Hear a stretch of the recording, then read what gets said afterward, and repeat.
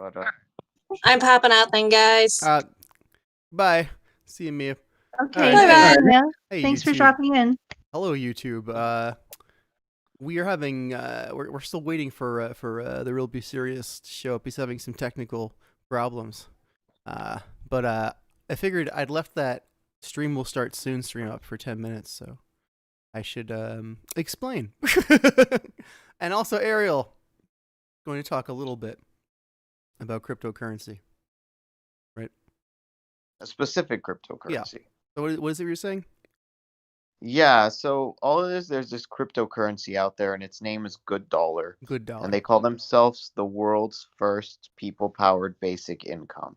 So it's a digital coin and a wallet that allows you to receive a free basic income with real monetary value straight to your phone.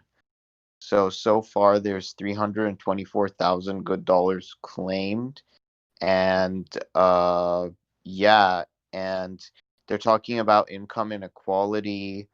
So if you just go to gooddollar.org, Mhm. they'll explain everything about it.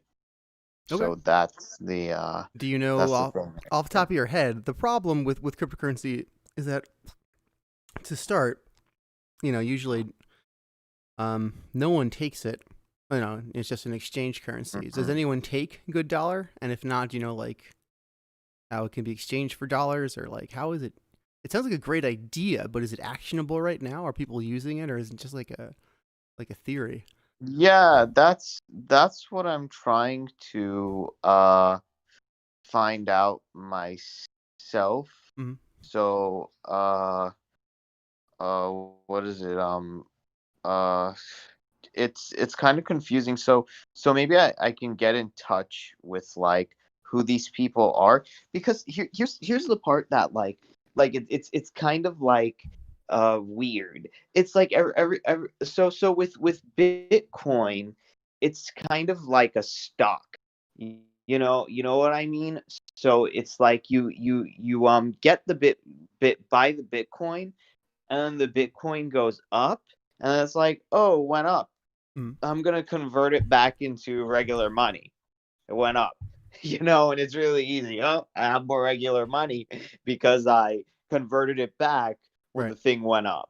Yeah. There you go. So if there's a way to exchange your good dollars for actual currency, like there is with like Bitcoin and Ethereum and whatever coin, like I remember like there was this website, a Chinese website called Baidu, and they had like XRP and this and that and what have you. And then there was another main website where you converted your dollars into Bitcoin, but I don't even remember the name. It was such a long time ago. It was like that something summit, whatever. It doesn't matter. Well, but the thing was is that when I saw it, when when the Bitcoin craze was going up, and we thought like it was just like exponential growth without a stop, like I put some dollars in there, and then I got sick and tired of it when it went down, and the whole crash happened, and I took it all out. But then but then it like it was still regular money. So but the thing is, like, I think with some of these cryptocurrencies, it's like you convert them into Bitcoin and then convert them into actual tangible money. That's the part that I want to know, because it's like because what was that other guy who came on this show and talked about Yeah, his his cryptocurrency. I know. yeah, It's his on the it's tip of my tongue. karma What was it credits, called? Karma credits, karma. right? That was Yeah, it. yeah, karma credits. Jack McDermott. Thank you. Yeah, Good memory. that guy. So with karma credits, I don't know if there's like a karma credit to Bitcoin or karma credit to dollar thing. It's just like it just kind of like exists without a conversion. Right. But if I can convert good dollars into Bitcoin and then Bitcoin into dollars, or just good dollars into convert into dollars, regular dollars, then that's an actual thing. It's like if every like let's say you get a basic income of like $1 good a day, and like 100 good dollars is like a regular dollar. Mhm. Then it's like it's not much, I guess. I'm just dealing in a hypothetical here, but it's still kind of interesting. But if there's no exchange from good dollar to anything, and it's just like, there, then yeah, like maybe then it's like, what, like people have a store online that they can accept good dollars as, payment, and then we create like our own economy.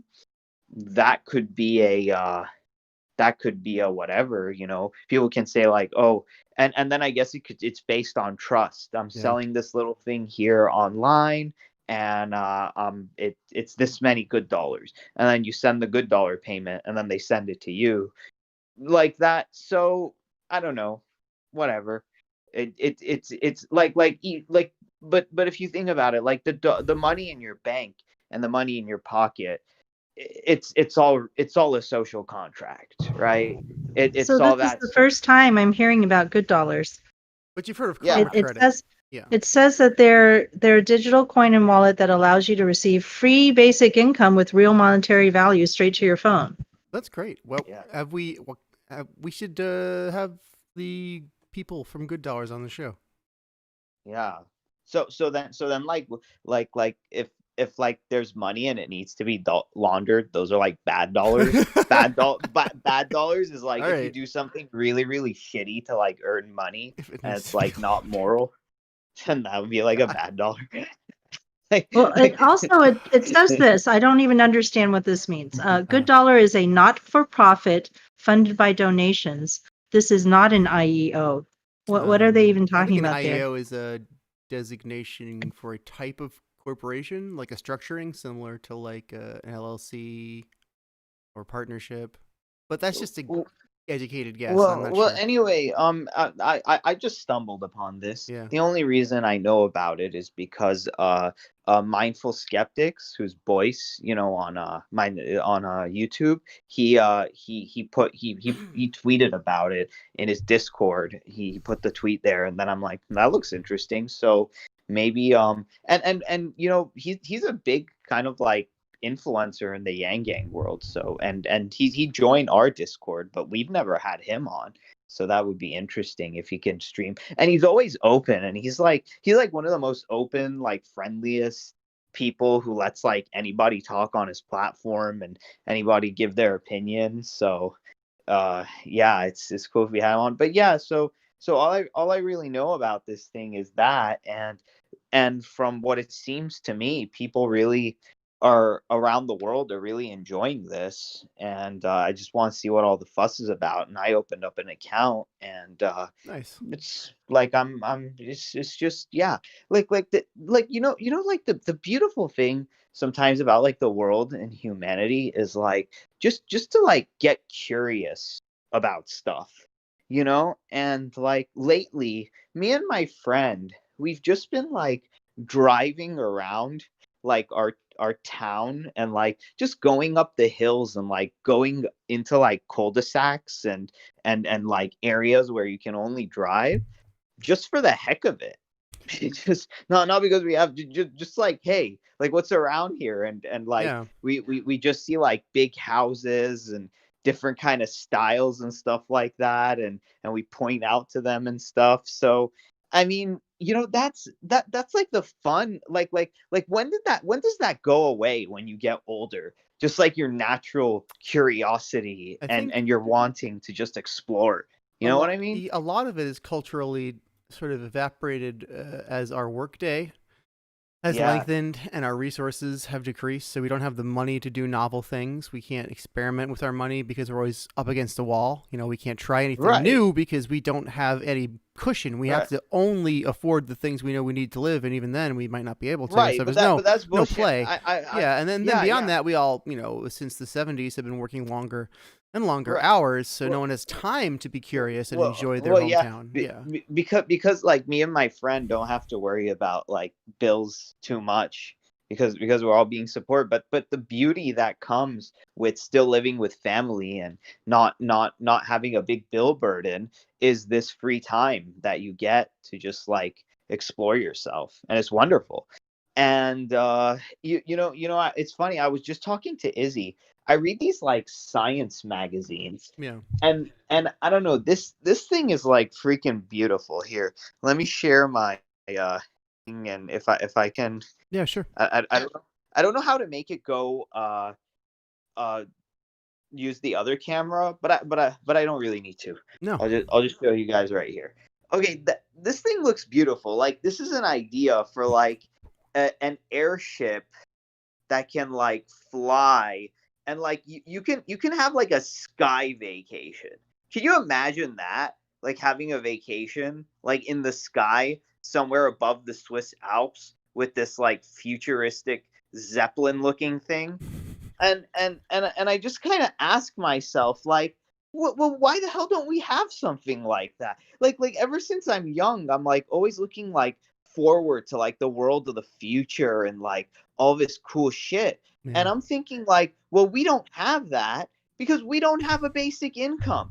If we had a basic income, we'd be that much closer to this kind of like awesome ass world with all this like awesome ass technology. That There'd be a market for that kind of novelty seeking. There would be healthy, and people's lives would be enriched for it too. For enjoying that kind of novelty and learning new things. So I turned off my camera for a minute because I wanted to let the Chrome use it to sign me up for this good dollar thing. Nice. That's what I've been doing. Now, it wanted to take a video of me. Yeah, it wants to take a picture of your face so it can It's know verifying who I am. And then it told me that I was a unique snowflake. That's a little weird, but it's actually a pretty smart way to prove you're not a robot, right? It's like it's a lot harder, I think, for a robot to fake your face than to fake like CAPTCHA, CAPTCHA code. Right. I don't know if I haven't seen those in a while because everyone hates doing them. But yeah. Right. Or even like, the most recent iteration is like, click here to prove you're not a robot. I'm not sure exactly how that works. Hey, the real Be Cereus has arrived. Welcome to the show. I'm so glad that we stuck it out. But I was fashionably late. That's good. Fashionably. Let me see. Should I hit any Twitch things? Is my camera working? I don't see No, you. we don't see I don't see you yet. But it might work in a second. Sometimes... See... If you've got a multiple camera setup, sometimes Discord likes it if you unplug your webcam and plug it back in. That's my. I'm gonna let Mia know that you're here. That's literally.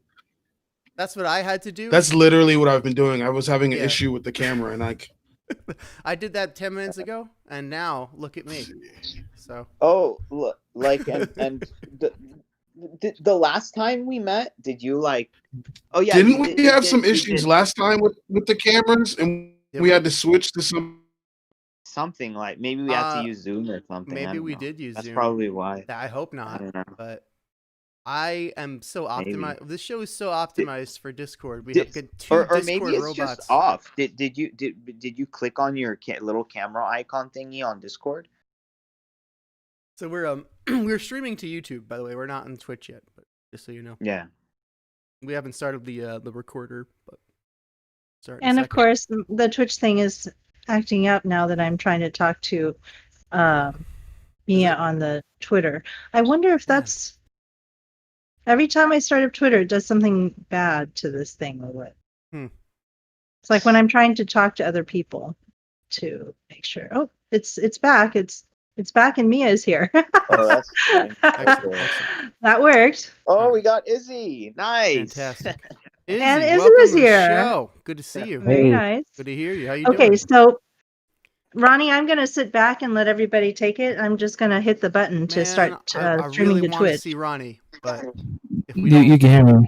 I mean, it's most important we hear you, but wish we could see you.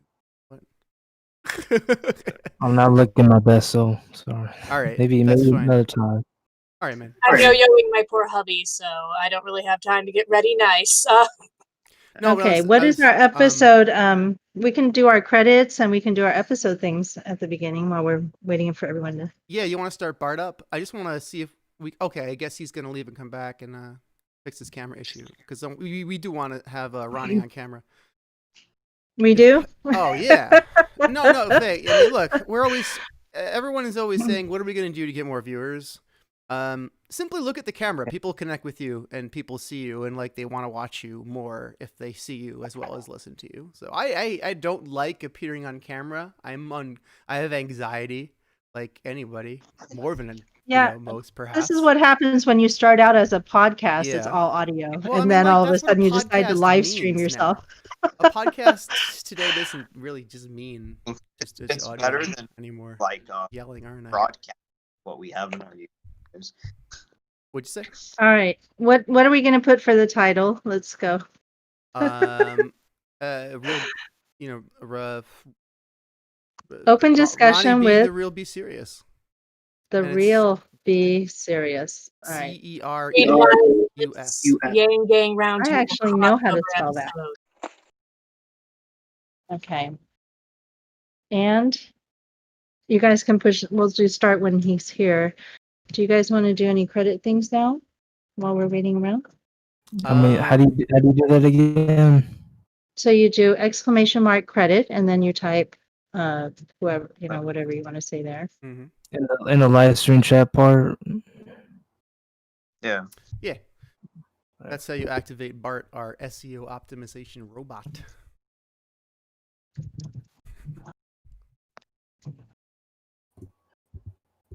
What happens if I type extra credit instead of just credit? Find out.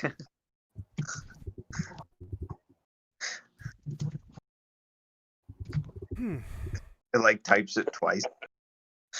All right. So I did an example for anybody who's trying to make one. Who's running our Twitch stream today? Not that I'm actually going to be talking more much, I hope. I always say that, and then like somewhere like down the line, I start hopping in. Faye, are you going to run the Twitch stream? You ready? Is that all ready to go? I can push. Yeah, I think it's ready. Still can't see you, Ronnie. I want to make sure.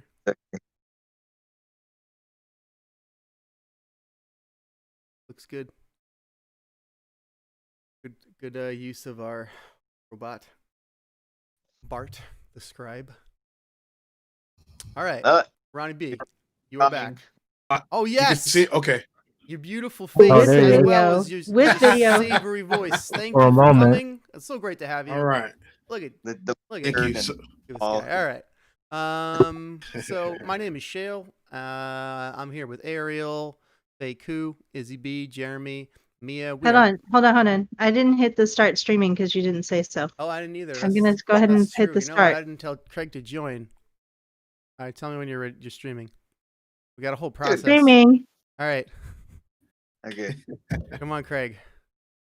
Craig, make this sound. It's okay. If Craig's getting weird today, I'll just take the audio from the Twitch stream. Yeah. Okay, Craigslist. I'm gonna give Craig one more try. Here we go. Come on, Craig. Don't be like that. Yeah. Now Hey. recording. Thank you, Craig. All right, it is Now 4:49. recording. Hi, Izzy. 4:49 p.m. Sunday, September 13th, 2020. I am here with Izzy B, Faye Koo, Ariel, Jeremy, Mia, and the real Be Serious from Read My Lips, News and Politics. Welcome to the show. What Had you what on is up, before. everybody? Hello, We are hello. very happy to have you. One of our favorite guests. We've had you Thank you. once before, but it's been quite some time. And in 2020, time just seems to be very condensed to contain a lot of material. You know, that's how time is Yes, this year. it's like an Asgardian year. Yes, it's like It's, an Asgardian year. 2020 is something pair else. of assholes as well. Something else. So yeah. Agreed. I love your Yang shrine. Always love to see a Yang shrine in the back of anybody's backgrounds. Yeah, that's not going anywhere. It's nostalgic. And I liked your interview with Paget. Well, it's Thank you, going to thank be you. born Actually, here. have another interview with Paget coming. If not next week, the week after. I just spoke to her yesterday. So Mention us. that should be. Just to like name bomb the Yanggang I mean, they're all right. They're cool people. round. All right. So what you been up to? Oh man, just I've been working like crazy. It was a time of like, am I gonna have a job? What's gonna happen? Am I gonna be able to put food on my table? Immediate work nonstop. Don't you think about rest? It was like so immediate because of coronavirus and what have you. So obviously, yeah, I because wouldn't expect that because you've been so reliable with the YouTube content. It's so consistent. I mean, honestly, I'll stay up to like 3 a.m. editing, and because it's a passion, yeah, it's like a passion of mine. You know what I mean? So I can't have it be all just work. I've got to do something that I'm passionate about or enjoy doing, or else, Absolutely. I'll fucking hate life. So What's the point? Hey man, being a content creator is no way a walk in the park. It is extremely difficult and competitive, and then the editing, it takes a lot of time and energy, even if you're at your best and you're consistent, just, it's like you just gotta for like pennies, and for then pennies. YouTube is for a penny. Yeah, YouTube is petty like that. I think Ariel mentioned this on the when we had our discussion on Island Uncut, where we were mentioning like it yeah, go was ahead, man. the moving of the goalposts. So it Right. used to be that like you needed like a certain number of subscribers to get monetized. First they just let everyone monetize, then they stopped that. It was like 1,000 subscribers. And it's like, okay, it's not just 1,000 subscribers, it's like a whole number of views that you need. And then they said, no, it's not just the subscribers and the whole number of views. Now it's a whole number of watch times that you need. 4,000 hours. Yeah, 4,000 hours. And then I'm like, stop moving these damn goalposts whenever the hell you want to move them. And then they can just create a rule that they just pull out of their ass. They don't even have to tell you and just ruin it. It's like, okay, like we have like no bargaining power in any of this stuff. They can just string us along for whatever the hell they want without us even like giving any of our input. But that's not just for YouTube. That's just like the the working world now in general. They can just throw something out of left field whenever the hell they feel like it. Yeah, man, exactly. It's That's always why doing something in left field, always like adding stuff in just to like, like, what do you call it? Like shorten the group, or how you say it? power or anything like that. I'm sure. Yeah, 100%. I mean, Weed out the weak or something like that. It's like this.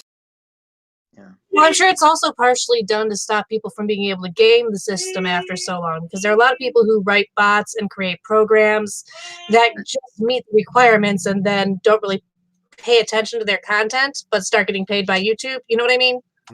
Right, absolutely. It was interesting because when I first started it, I had no intention of making any money from it, and I said if I got 500 subscribers, that'd be dope. And now it's what 4,000 subscribers later, which I had no intention of getting. I had no idea I was going to get that many subscribers, and actually hit the 4,000 hours of watch time on the second month. So my channel did become monetized relatively early, but it's still pennies on the dollar. Honestly, unless you're like one of these huge YouTubers, you're not really it's not a sustainable income. Like I still have to work. I have a full-time job. Like I manage my own store, but the real money on YouTube, which I've come to realize, is like via Patreon and like just your subscribers donating to you and other outlets like that. But if you're just depending on just the ad revenue off of YouTube, it's super inconsistent, and they're super strict with demonetization and things along those lines. You speak on certain subjects, you're almost guaranteed to get demonetized, which now you're making no money. Oh, the other thing is like and I think you also mentioned this one, like Nurse for Humanity, because like there was like when Andrew Yang, like I believe most of your content is about Andrew Yang, and then when he like there was more like audience like traffic coming in while he was campaigning, but then once he dropped out, like all the viewership, like just were definitely like significantly for lower. everybody. Yeah, for so everybody. it's like, For if Russell, you're not like, for Paget. Yeah, Um, if you're not broadening your your talking content points. or whatever, or yeah, your talking points, and yeah, trying to improvise or whatever, then it's you barely get any views. You're lucky I think you mentioned like 1,000 views on a good day or something like that. Mhm. Yeah, yeah. If you hit the right topic at the right time, you'll hit 1,000 views. And you're like, all right, that's good. But during Yang's campaign, when he was running and active, 1,000 was small. That was a man. What did I do wrong on that video? It didn't hit. Now, if you get 1,000, it's like, all right, there we go. It's actually quite interesting, the dynamic. Yeah. But It kind of relates to uh, I'm sorry, you cut out for a second. I thought you stopped, and then could you no, I pick did up? stop.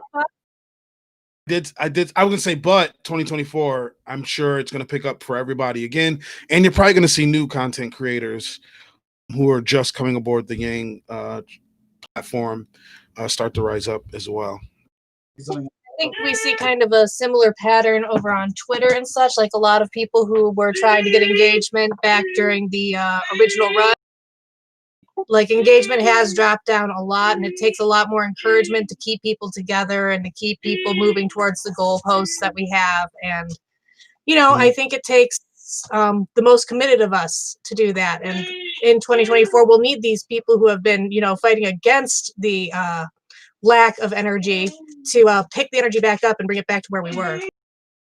I mean, I was trying to reach that level even while he was running, and it's like, but I couldn't really gain much steam because of the lack of energy I had in the situation that I'm in, and I'm been desperately trying to get up to that level, that caliber with my channel and stuff, but it hasn't been working. So I mean, I'm hoping that when that year comes when there's a second shot or whatever, then and he starts running again. I'm hoping that it takes off or something, but it's like it's very questionable right now.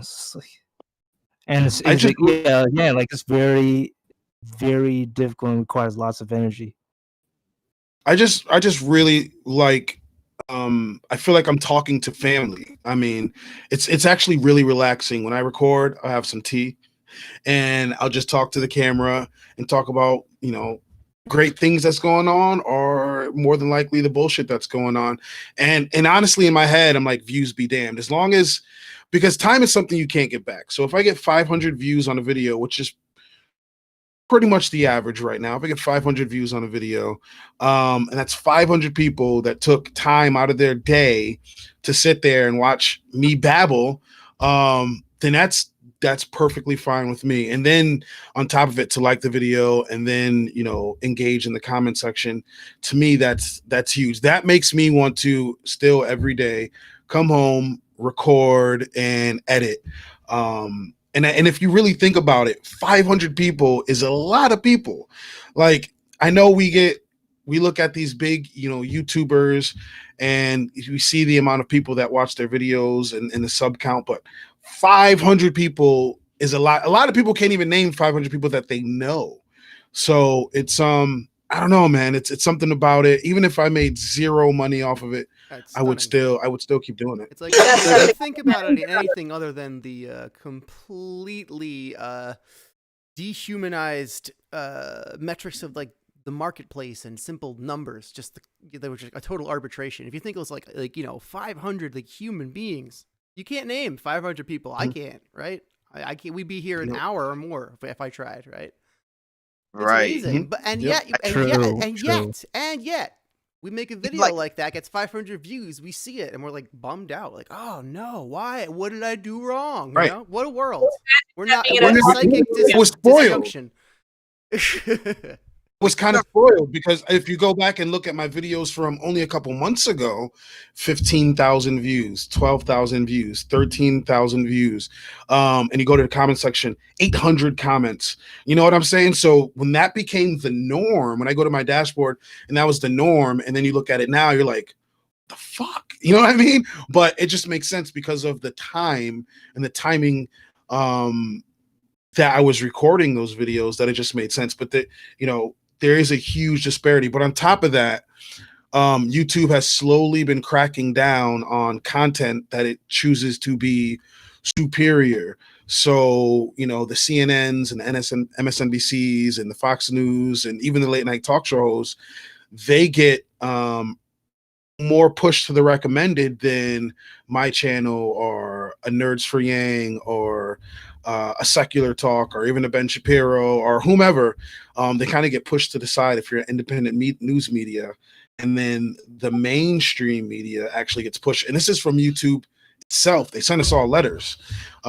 They send us all to our emails. This is the second time. I covered it both times that it happened. So now it's even harder for independent media. It's harder for somebody like Izzy to gain the kind of notoriety and the subscribers he wants, even just a year ago. And now it's even harder. So it's tough. I do want to mention for instance that there's this one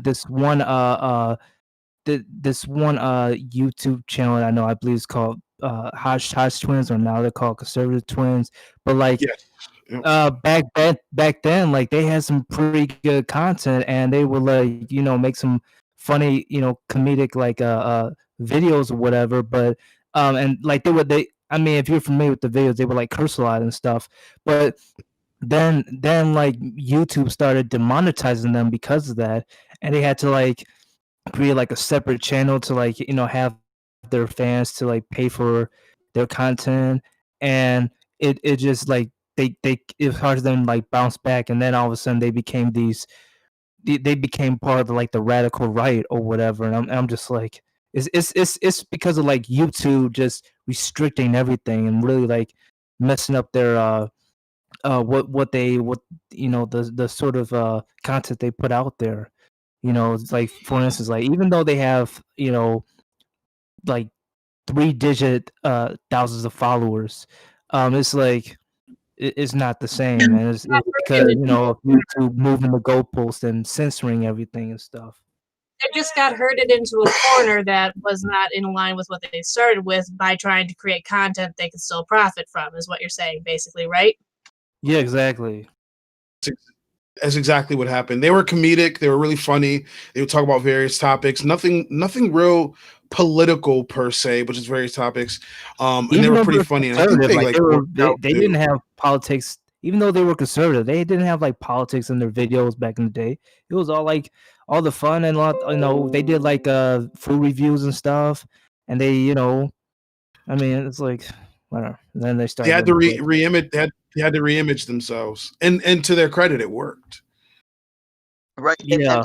And with Izzy, it's like sometimes, like when you want to get like tons and tons of views, it's like you have to sell your dignity, and that's what makes like neoliberalism so disgusting and gross.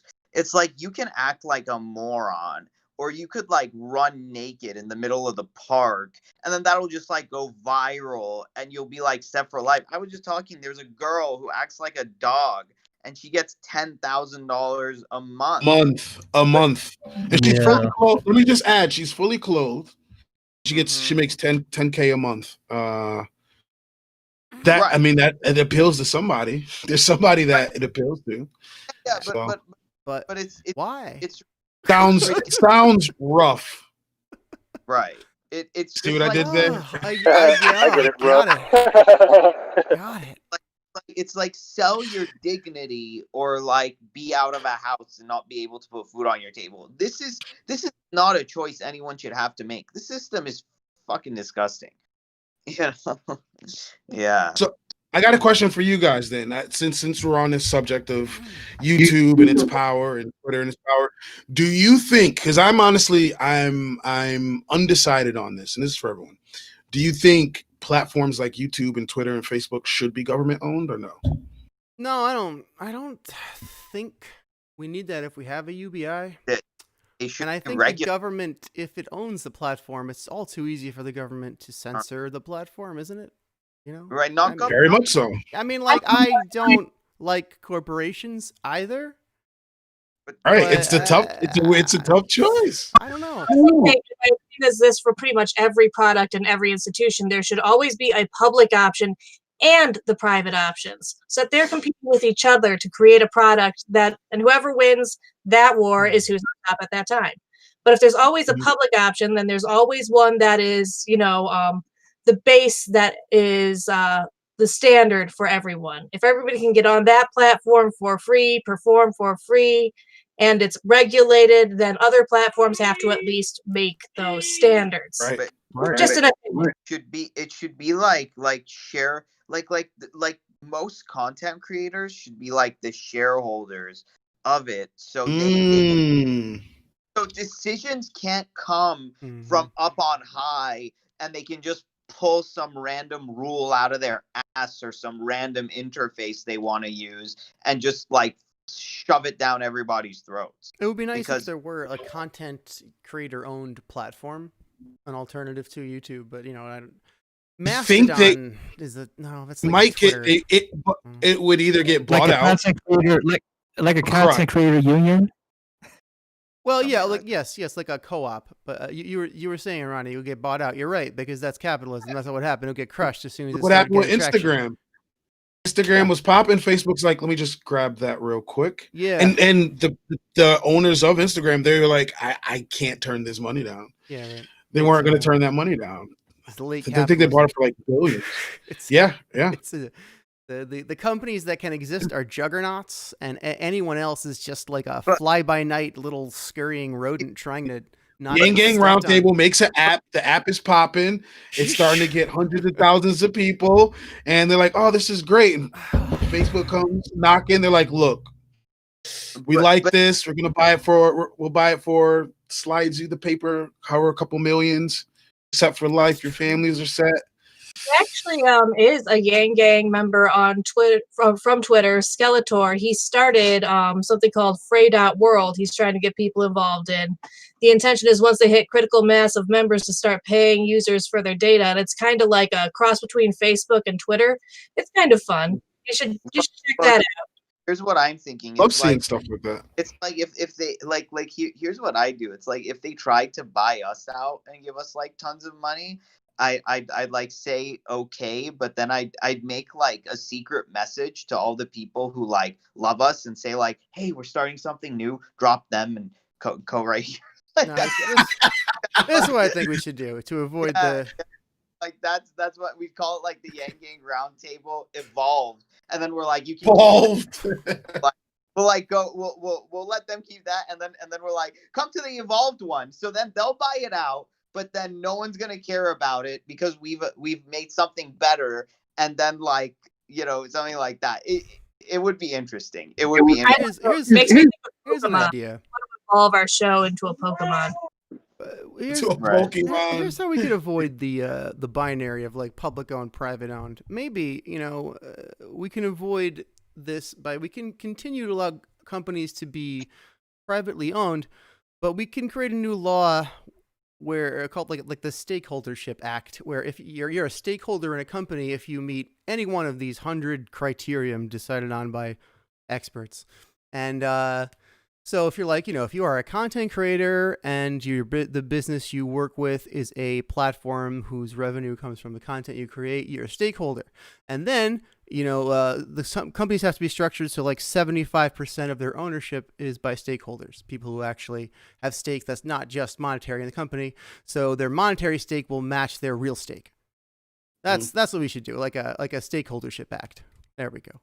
And here's the thing. It's socialism, but don't tell anybody, because if you don't tell people, they won't know, and they'll know how great. They'll just experience the benefit without freaking out about it. Yeah, I like mine medium rare. Isn't our public delicious socialism? But it's just like the worst kind of socialism. Such a scary word to people, even though exactly. Socialism is sprinkled all around them. Look at this. Hang on. Our corporations are already socialist when they got the bailouts. So like, it's corporate socialism. What the hell is capitalism when socialism comes in every time when the big people fail? We do have social. It's Corporate just socialism. You have for the people, by the people, without a little touch of socialism. Because Welfare is socialism. We have socialized losses and privatized gains. Our Congress and corporate CEOs are the biggest welfare kings and queens in the entire country. They get the most welfare. So it's like you people are the biggest freaking socialists on the face of the earth. Where the hell do you get off like talking about like the thing? Meanwhile, Exactly. we're in the middle of a pandemic and the people got paid $1,200 once. Right. And once. What is it? What was it like? Once. We're shut down for once. We were shut down for what? 3-4 months. We're still officially. And the feds bought out all those junk bonds. It's like whatever happened to people suffering for the consequences of their stupidity. They say that poor people are poor because they make bad decisions. Well, Wall Street made a big bad decision in 2008. Those toxic mortgages were all the bad decisions. So they made the bad decisions too. But since they already had the money to begin with, their bad decisions didn't affect them. Like we talk about the invisible hand of the market, but where's the invisible foot of the market to kick the asses of these jerks? That's why I did a segment with Richard Wolff, and it some people not so fond of him, but most people on the channel, I am a huge like fan of Richard Wolff. I keep telling the people here we got to get Richard Wolff on our show, and they're like, "Who is he?" Yeah, no, he's just a wolf. He's not in sheep's clothing. I did a segment on him, and it was pretty well received, and he speaks some truth about literally what we're in and how companies view us and etc. He's a incredibly smart guy, and he hits the nail on the head every single time. But I think Sanders, speaking of socialism, I think somebody was, I forget who I was watching, but they said if Sanders would have never said he was doing was socialism, he would have performed even better. Because it's that word that scares everybody. Don't let people know the Stakeholders Act is socialism. There's a guy running in Florida right now. His name is Adam Christensen. He's like 26 years old. I think he's running for Congress. And he just like told a Trump supporter, like, well, don't we just have like corporate socialism when we printed all that money for like the banks and the CEOs? And a Trump supporter, like the wires came together and he's like, wait a minute. Yeah. He's like, what? Huh? You know, like that. Yeah. It's interesting how verbiage is. Do you remember when Obama was president in the before time? People absolutely hated Obamacare. There was those people that said they hated Obamacare, and they're like, "Well, what about the Affordable Care Act?" And told them what the Affordable Care Act did, and they're like, "Yeah, give me that. I don't want that Obamacare shit. Give me the Affordable Care Act." Yeah, I remember didn't that. even know that. You remember that? So it's all verbiage. It's all verbiage. Well, that's why it's the verbiage. freedom dividend and not UBI. So, right? Like Yang said. So I think someone said, you know, oh, because UBI sounded like some sort of disease or something like like UTI, urinary tract disease. Yeah, right. Yeah. So I just heard some good news. If anybody's interested. Yeah, let's hear it. So seems like one of the fears we don't have to worry about is Ted Cruz on the Supreme Court. He has rejected Trump's offer from current reports. So that's just a type of smart, like Trump, smarmy Ted Cruz. Smarmy Ted Cruz. That dude's so smarmy. He's so smarmy. He's really cruising for bruising, isn't he? He's like out of a cartoon. Yeah. Ted Cruz scared me. I remember it was when Trump was running, and Ted Cruz was in the race. He said something. He was talking about bombing overseas or whatever, and Ted Cruz said he wanted to see the sand glow. I was like, oh, like it was just when he said that, I was like, this dude, he just gives no fucks. He wants to see the sand glow. He was just so eager to bomb over there. He's so smarmy. He must be high. Yeah.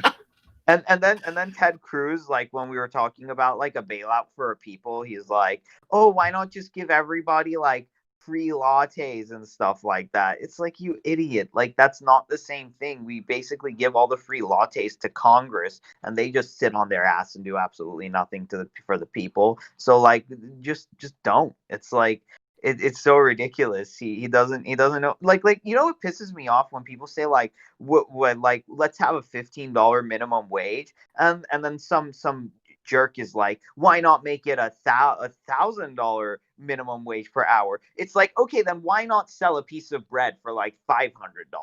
Because there's a happy medium somewhere in between there, and you can't just like shout out all this hyperbole without doing any of the measurements, you bonehead. It's That like brings me like a Disney villain. He has zero empathy for anyone else. He I he did, just does I- not say to get how to be human. I yeah. dare them to say the same. I dare them to like have the same suggestion or ask the same question to like Milton Friedman. See how that ages out. It's like, Well, Milton Friedman talked about it like a negative income tax, which like was a UBI, but like none of the libertarians want to bring that up when you're talking about him. Oh, and it was like I was Right. having this talk with a libertarian on Twitter, and then he's like, "Well, if we just give UBI, then people are just gonna sit down and play video games all day and like sounds not like want Ben to work." Shapiro. And yeah, exactly. Well, I'm Ben thinking, Shapiro. and then no, but then I said, but then I tagged Charles Fossey and Kyle Christensen in my response, and I tagged this Zoltan Ishban. and then I tagged this study in Iran about a basic income that showed that they actually worked more and studied more. And then I told him, you know what? Facts don't care about your feelings. And Oh he yeah, I didn't. saw that He one. didn't. You He know, didn't. Iran. He didn't respond after that. He didn't respond. I said, look, like Facts the fact, over feelings. the data Yeah. shows that people just don't sit down and do nothing when they're getting extra money. That they actually want to do more and they actually want to contribute more. And so what you want to live in your fantasy land that you just think people are not going to do, and then he didn't even have a response after that. I'm Yeah, just well, always actually, amazed oh, when. oh, Go ahead, Jeremy. Yeah. Go ahead. Sorry, I just got done mowing my grass. On the topic of libertarians, though, I mean, like, there are so many different types of breeds and ideologies within the Libertarian Party. I mean, for example, like myself, Zach Sacker, and Elizabeth, we all consider ourselves libertarian. There was a huge group of people that consider themselves libertarian that support Yang through his campaign, even to this day. And the idea of UBI. I mean, a UBI at its core is a center-right libertarian idea. And I'll fight I you think to realize if you it's the disagree. best of all worlds. You know, it's the best of the Yeah. left and it's the best of the right put into this forward thinking idea. I think we have people on both sides who are sick and tired of the gridlock. They're sick and tired of the childish behavior. They're just sick and tired of the bullshit. And they just want to come together and say, you know what? Like, let's just fix something. Let's just solve a problem. Let's not keep acting like Solutions. toddlers. You're looking at it from a solutions-based perspective. UBI is basically poetry. It's like beautiful for solutions. It's step one. It's the It's foundation. it's the floor. Like you can't build anything if you don't have like a floor. It's like you can't you can't start drinking like mountain not like Red Bull if you're like if you haven't started drinking milk yet or something like that. It's something. God, I went straight to Red Bull, Asia 3. Right. Yeah, it's just like you're the thing That's that gonna give you comes wings. before. Yeah. It's step one. That's why I'm so if you watch my content, and I've actually give you eased up wings. a bit. I was pretty hard on the people that gave Yang shit when he first started talking about UBI, that laughed at it and I still snarked am. at it. Still am. I was really, and I've eased up a bit because it is possible for people to change their mind. I will concede that it is possible for that to happen, but I will never forget watching the debates and seeing what people were saying in interviews, like, oh, that's original, and just like laughing at it, who are now on that train. It is like she said, it's poetry. I don't understand how you can be against the UBI in some fashion. You know why this has happened, my friends, is because like people have like have gotten so polarized that anything that like is even like slightly to the left or to the right of them, they go like, oh no, I'm so against it, that's so bad. And we have to like get away from that, because there's a reason why Yang got the most amount of disaffected Trump voters to come to his side, because he said, hey, I understand what your problem is. And what pisses me off about the Democrats is they don't want to say we understand what your problem is, or we're trying to understand why you voted just for wanna pander Trump, to or the why you people. did what you did. They just want to judge. Right. They just want to know. You They will get politics, nowhere right. with just wanting to judge people without understanding why they make the decisions that they made. Or they get voter shamed. Right, exactly. Exactly, right. It's like you instead of saying that this person sucks and the person that you like is like terrible, tell me what you're offering. If you're not offering anything good or anything new, and you're just like judging the decisions that I make, I don't want to listen to you. They're You know? narcissists. Right. That's what they act like. Right, They're just- exactly. Yeah. If anything, you're gonna double down on your original feelings. Right. Well, yeah, Which and that's is what I they've came been doing. across. Which is what I came across. That's why I did the video about it. It was I mean, it was, I don't know if you saw, but it was ugly. It got ugly on Twitter. And that's why I did the video about it, because I see it in real life situations as well, not on the interwebs. And I'm all for the battle of ideas. I'm all for discussing, all right, let's talk about this person, that person.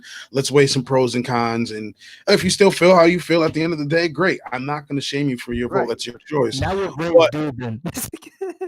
But he doesn't, I don't think he truly, Rave Dubin truly believes in the battle of ideas. But what was that famous He quote? doesn't Like, know. big minds talk about ideas. I don't think Ronnie was finished. Oh, sorry. Go ahead. No, Right. you were talking about. But no, I the was. Einstein quote, which is big minds think about ideas. Big minds talk about ideas, like medium minds talk about events, and small minds talk about people. And Yang was coming in with that idea, and all the small minds on the Democratic side were talking about Trump, who is a person. And they bought a lot of ad still- space to talk about it, and they just really drowned Yeah. out the conversation we should have been exactly. having. And that's what Exactly. they always do. Well, that's And because it's to the Trump, point. gets ratings. That's why they talk about him And a lot. it helps Trump Like- when they talk about him Right. too. Yeah. And it's to the point you're not allowed to talk about the bad attributes of any of the, or Biden. Let's just single Biden out. And I think Right, the because solution is Trump to bad. ignore that and simply talk Right. about it and go, what are you going to do? Do it. Right, exactly. Right. Just How do you deal with like a bully who's threatening you? just because you don't like drinking pee doesn't mean you're gonna like drinking battery acid. You know, Right. like they're both sides, you know, like Jesus Christ. Yeah, they both suck, but one is they both slightly suck. worse Exactly. than the other. Whether you're feeling like you know, like drink battery acid because it's not pee. Drink pee because it's not battery acid. No. Yeah, Can I get some orange Light. juice? No, I'm just Can kidding. somebody get me some orange juice? You know, what happened to that? It's like, you know, and we don't see it like that. Like Yang is basically like an energy drink, whereas like Trump is disinfectant, drinking like Clorox, and Biden is just Eating like Tide Pods. Tide Pod. Yeah, exactly. It's like no more of this. This sucks less. More of I think we got to this just works. stand up to the voter shamers. You know, if someone tries to Right, voter shame you, exactly. stay calm and just treat them like they're being a child and be like, no, the system doesn't work if we vote out of fear. We have to vote out of like a Right. sense of Cut optimism. a swath. I think Yeah. regardless That songbird. of regardless of who you're voting for, I think the most important thing to remember is that we're all individuals and that none of these candidates are perfect. Not any one of them. The third party ones don't particularly inspire me either, like in a great way. They just don't have the leadership quality that like Yang had. But that's the position we're in, and we're all making the best decision we can with the Right. material we have from the perspective we've been, brought into our lives with. Right. That's who we are. Well, listen, I'm all for battle of ideas, but as long as you aren't acting like some freaking high schoolers and throwing like insults and cheap shots or whatever. I mean, and, yeah. or But, I mean, like, and shaming and smearing. It's like, come on, we can disagree, in a civilized manner. have a solid dialogue or whatever. The solution, I'm telling you, like, for me, when if they start calling me names, if they start being outraged, that's fine. Do you ever watch wrestling? There's a term called no selling, right? It's where someone pretends to hit you and you don't wrestle back. You don't pretend they hit you. Don't react. You don't, if someone's like, how dare you, you monster, you're like, oh, you don't get mad they called you a monster because they're the person who's like, they're disturbed. And they're disturbed by the media that's made to make them disturbed. They're just responding to the propaganda. It's not that there's anything even wrong with them. It's totally normal. The world's bad. The world's fucked up. So it's be like, all right, I know what's going on. You're affected, and that's why you're angry. But I'm not going to get angry because I know why you're angry. So I'm done. It's just let them exhaust themselves. Let them shame. Go, okay, because they have no power unless you work for them, and we don't.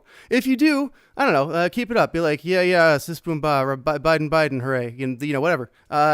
And other than that, just be like, no, you're wrong, and I don't care, and you're not affecting me. You're not even affecting me. And then just let them tire themselves out. Yeah. I think the discourse. Because the discourse. I'm sorry. You go ahead. I'll follow up after you.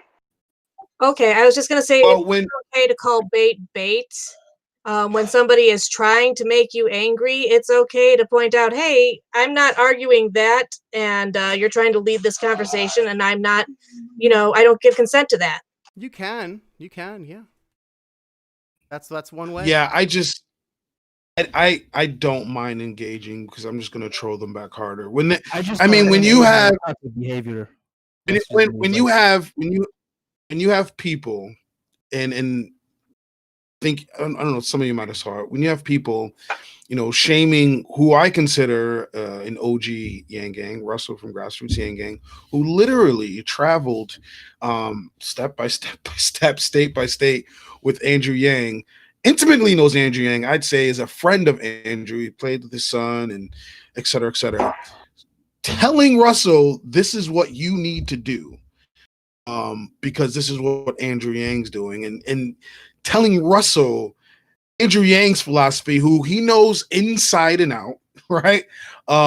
Wake up, you're an idiot. You're F this, you're stupid. And then they were piling up on him and expecting that you don't do that. That's just to change his mind. Like, you're right.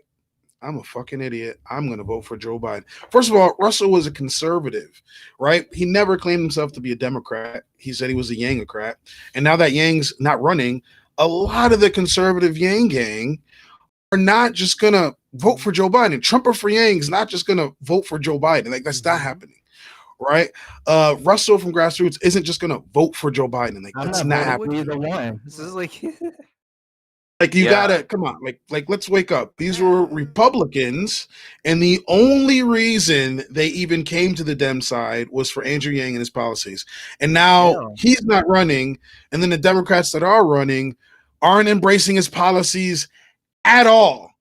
But he's supposed to vote.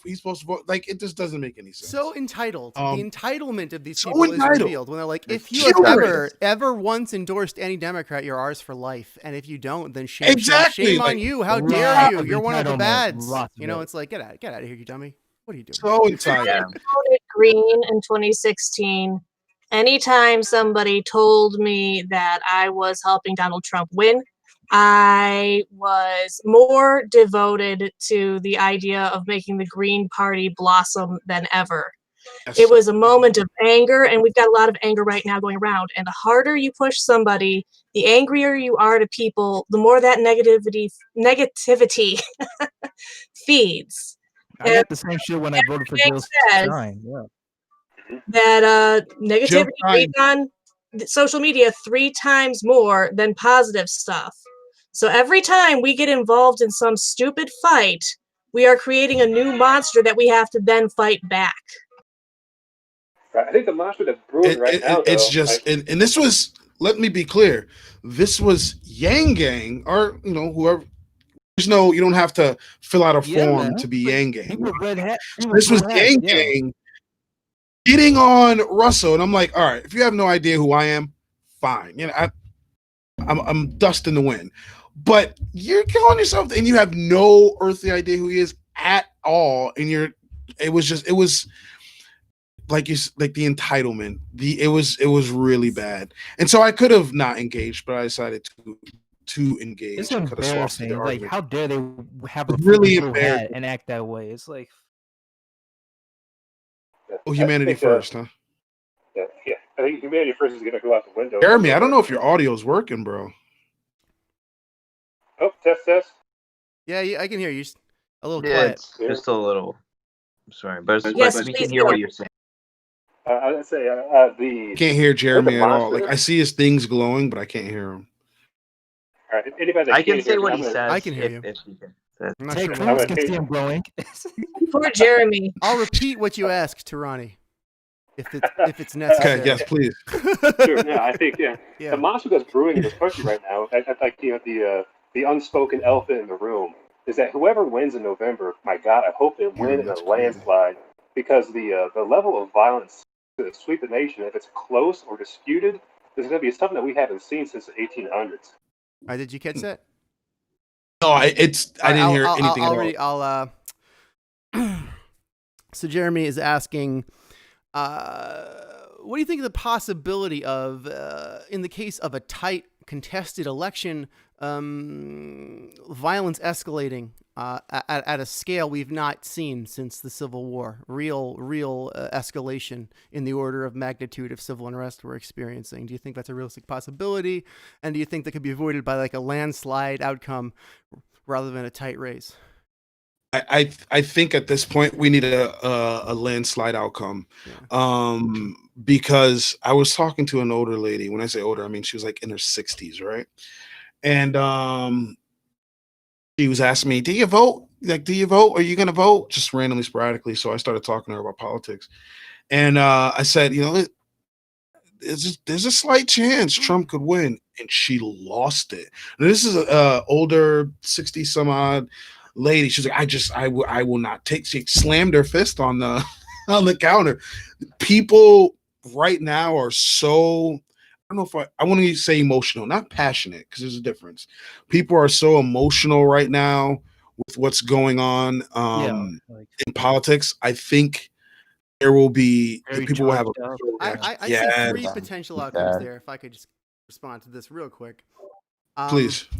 We got like a potential, so like, okay, during a Trump presidency, that's an acutely bad time. I would have a bad 4 years, but I would be looking forward to what comes next because there's an opportunity there. There's still a power vacuum. We could get yang. We can get real progress. Now in a tight race where the country falls apart, that's but perhaps an even worse time than Trump. That's real harrowing, life-changing stuff. But I've got whatever comes next to look forward to. You know, that kind of instability probably won't last forever. And then maybe then we can get something other than conservatism and neoliberalism, this duopoly. And the third option, though, nice landslide for Biden, stable Biden presidency. Okay, that's just about as bad for me as Trump. I've got no chance to make it in that economy. I've got no way I'm ever gonna like have a quality of life where I own a home or anything. Yeah. So and it's stable. So I've got nothing to look forward to if Biden's president, because in 4 years we're gonna get Harris and then Buttigieg, and they've got the lock in. It's neoliberalism for 50 years. So I don't think that's what I want. You know, I'm voting for Howie Hawkins, Green Party. Yeah. That's me. So. I think the main goal right now is to get the right people in Congress because they're the ones who have the final say and create the bills and stuff. Because here's where we're at. Okay, we have all these cases of like civil unrest. The economy is in the shit. California is literally on fire, and and climate change is going crazy, and we're divided, and we're not getting any sort of compensation or whatnot. And also, there are more lives being lost and wasted. Evictions are happening, and like not enough support or whatever. It's like we shouldn't even be like this. We're supposed to be like a first world country or the greatest or whatever. Whereas you have cultures like the French and other places throughout the world that they have less resources than us, and yet they still manage to like keep themselves afloat and keep themselves organized and stuff. Whereas we're the ones in an absolute mess. I don't know what's going on with us. Like, I don't know. I was watching the Chiefs the Chiefs play a couple days ago, and the NFL, surprisingly, who was not so much on it like the NBA, have started embracing a bit more like unity and Black Lives Matter esque situations and things like that, a lot more than they have before, which was surprising. And so right now, what they're doing is let's stand in unity, right? Let's unify, which is not a bad message, unity, right? And so they were standing in unity, and the entire stadium booed, right? And so I'm just like, we can't even do something as simple as stand in unity without some sort of backlash. If the wrong person gets in, and that's relative to who we consider the wrong person, who the wrong person is, I think there's going to be a lot of unrest and protesting and calling bullshit and marching. Yeah. And automation is coming, and we're heading to the Great Depression. It's like it's like what happened in like when Morpheus like showed Neo like the desert or whatever. I feel like that's going to be the outcome, sooner than later. But remember what Yang said. There's two ways to have a revolution can happen. Either we undergo it or we get in front of it. And as the Yang Gang, we were trying our best to get in front of these things, but I like to call the mainstream media like the reality distortion machine. Didn't want anybody to hear our voice. That's the thing. It's like, how do we get more people such as ourselves more exposure so we can cool down the heads? Because all these people's heads are like on fire, and Yang was like the only one that could kind of like put the fire out and help people to like think clearly. And we have that. Like, we know that there shouldn't be this war. We know how to get people to get along, but the problem is that we need more exposure. We need more people to know about us. They don't even know about us. Well, as an and that's no, go. You're the guest. You're the guest. Priority one. Well, I was. Thank you. That's why when Yang, started being like doing commentary for CNN, I wasn't too taken aback, because I'm like, okay, as long as he stays Andrew Yang, I have no problem with him getting his face out there more. I have no problem with him doing, back and forths with, I'm going to call her Helene, because that's always what I know her by, Dreyfus from Seinfeld, and just interacting with Dave Chappelle and other celebrities. The more he can get his face out there, the better, as long as he remains Andrew Yang and for his policies and remains the same person he's always been. I have no problem with him. Yeah, build bridges. As long as he keeps helping the people, it's like whatever. And he's done so much after. First of all, let's all think about the fact that he got farther than Kamala Harris, and he's not the VP. That's interesting in itself. That's a travesty. He got farther than her, but he wasn't considered for VP. He killed Kamala back in the debate, so I think we can confidently say that was a decision based on wanting to have a female vice president. Yeah, female of color. He literally said, "I'm picking a woman," before he decided who he was picking. So it's not like he had Kamala in mind in the first place. He just knew he wanted a woman on the ticket. Which I can see how that is something major for a lot of people, for a lot of boys, girls, young women, women of color, etc. He definitely cut a lot of people off at the knees by saying, well, this is what it's going to be no matter what. I don't care what your qualifications are, or how far you got, or how you did. He's done so much more even after he stopped running. He's given away a ton of money, and have helped a ton of people out, and has worked with other cities to start implementing like UBI-esque programs in there that goes relatively unnoticed in the media. But I think he is building himself up, so by 2024 people will know who the hell Andrew Yang is. It's like what that guy Dan Price did for his employees, like at his company. Giving like he took a pay cut and gave his employees like more money and stuff because he valued their work and all that stuff. It's like, so that's what Andrew Yang's been doing, for the entire nation. And it's like, I wish, I hope that could become a major trend, because that Well, UBI can definitely help. well, Yeah, he whether has to whether he permeate the wins, market now. That's a thing that I think is one of your points there. Like, he has to be in the public like consciousness. Like, if somebody says Andrew Yang, Yeah. it can't ever be, oh, who? Like, Right. you said right? Biden, Yeah. it could And never be, and oh, and who? I'd have to admit. he's such a wonderful soul that even if he never becomes president, as long as his policies reach the finish line, that's what matters. Like with all the Right. people Yeah. running for local office under his banner. Very true. Yeah, too. because he's the a very torchbearer. he's a Bigger very than- humble guy. Very humble, and like when I met him, I fully expected it to be like a, hey, how you doing? Tap on the shoulder, keep it pushing. Fucking hung out, and I'm like, this guy can be the fucking next president of the United States, and he's just chilling. This guy could With be my roommate. It's like, us normies, and I'm like, this is insanity. Very, very humble. I almost wanted to be like, do you know who you are, sir?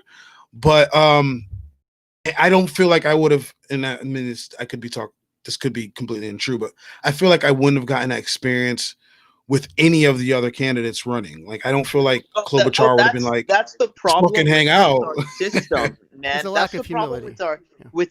with our system. We have like super narcissists and super clout chasers who just want to be in office with no humility at all, and it's all about pumping up their ego and pumping up their brand and their correct. name and everything like that. And those are the opposite kinds of people that we need to be doing this work. Yep, I 100% agree. I 100% agree. So, and look, I don't know who everyone's voting for, but I think it's going to be incredibly close. Yeah. I think it's going to be incredibly. I think there's a lot of people that are afraid to speak out about who they want to vote for fear of getting voter shamed. And the reason I think this is because when I dropped that video, the amount of outpour and outreach in the comment section and just to my inbox in general was massive about people saying like, this has been happening to me. This happens to me all the time. And so I'm like, man, the amount of people that must be like on the fence about somebody and then spoke out about something they didn't like about one of the candidates and was attacked by it, kind of pushed them over to the other side. I think it's going to be incredibly close. And if Trump loses on that, if Trump is on the losing end, I do think he's going to try to contest it. He's going to say it's fake and do over and a whole bunch of other bullshit. Yeah, I think especially if Trump contests the election, I think No, Jeremy's talking, but I can't hear him, so you guys got to tell me what he said. We'll translate for you. I don't mind translating. Oh, you got this one. I'm then, sorry, isn't it? dude. Yeah, so I think if A whole Trump bunch of contests the election, expletives. if Trump contests the election, I think there's a decent possibility of where we will see. It's not even a decent possibility. The CalExit movement, which really gained a lot of steam last year and a little bit earlier on this year. You're going to see people like if Trump contests the election, we're saying, hey, fuck you guys. We're still going to be the 5th largest economy in the world. We actually don't need you. And that you will see a huge secessionist movement grow within on the West Coast. Whether or not it takes off or not, that's the big picture, or the big question, rather. Yeah, things will definitely escalate. If whether he wins or loses. And also, like, he's a reality TV star. Izzy, hold on, Izzy. What did he say? What did he say? Yeah, well, pretty much. Jamer was pretty much saying that, like if Trump loses, like he'll just say, I don't care if we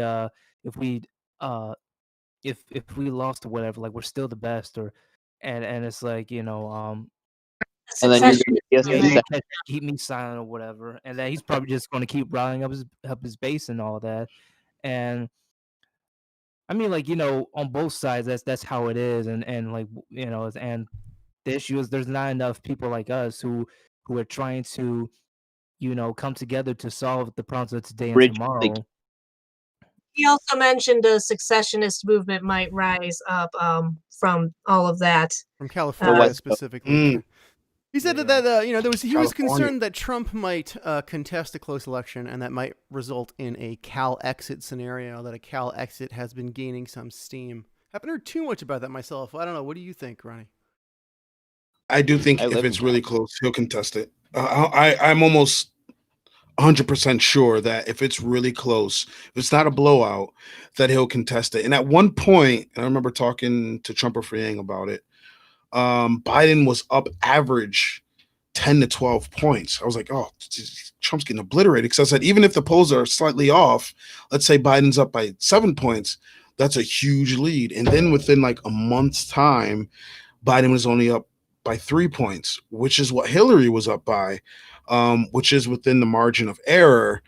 And I don't know exactly what happened to make that drop happen, but if it stays at like a 3-point average kind of deal, and we're really close to voting time, to election time, it's gonna be close. Hey, Ron, It's I got a feeling, man, that if this voter shaming comes up, Trump might win again. So this like you really got to stop like shaming people for their votes, because like Completely agree with that. have a huge backfire, and it's also just wrong. It's just disrespectful, and no, absolutely. It's everybody's. It's Faye's choice. It's Jeremy's choice. It's Izzy's choice. I can give you the information. I can give you my ideas. I can give you my opinions. I can throw in facts. What you do with it is completely up to you. I feel it is the politician's job to earn your vote. And if they haven't done it, far be it from me to be like, wake up, you're an idiot. You do what you feel is going to be best for you.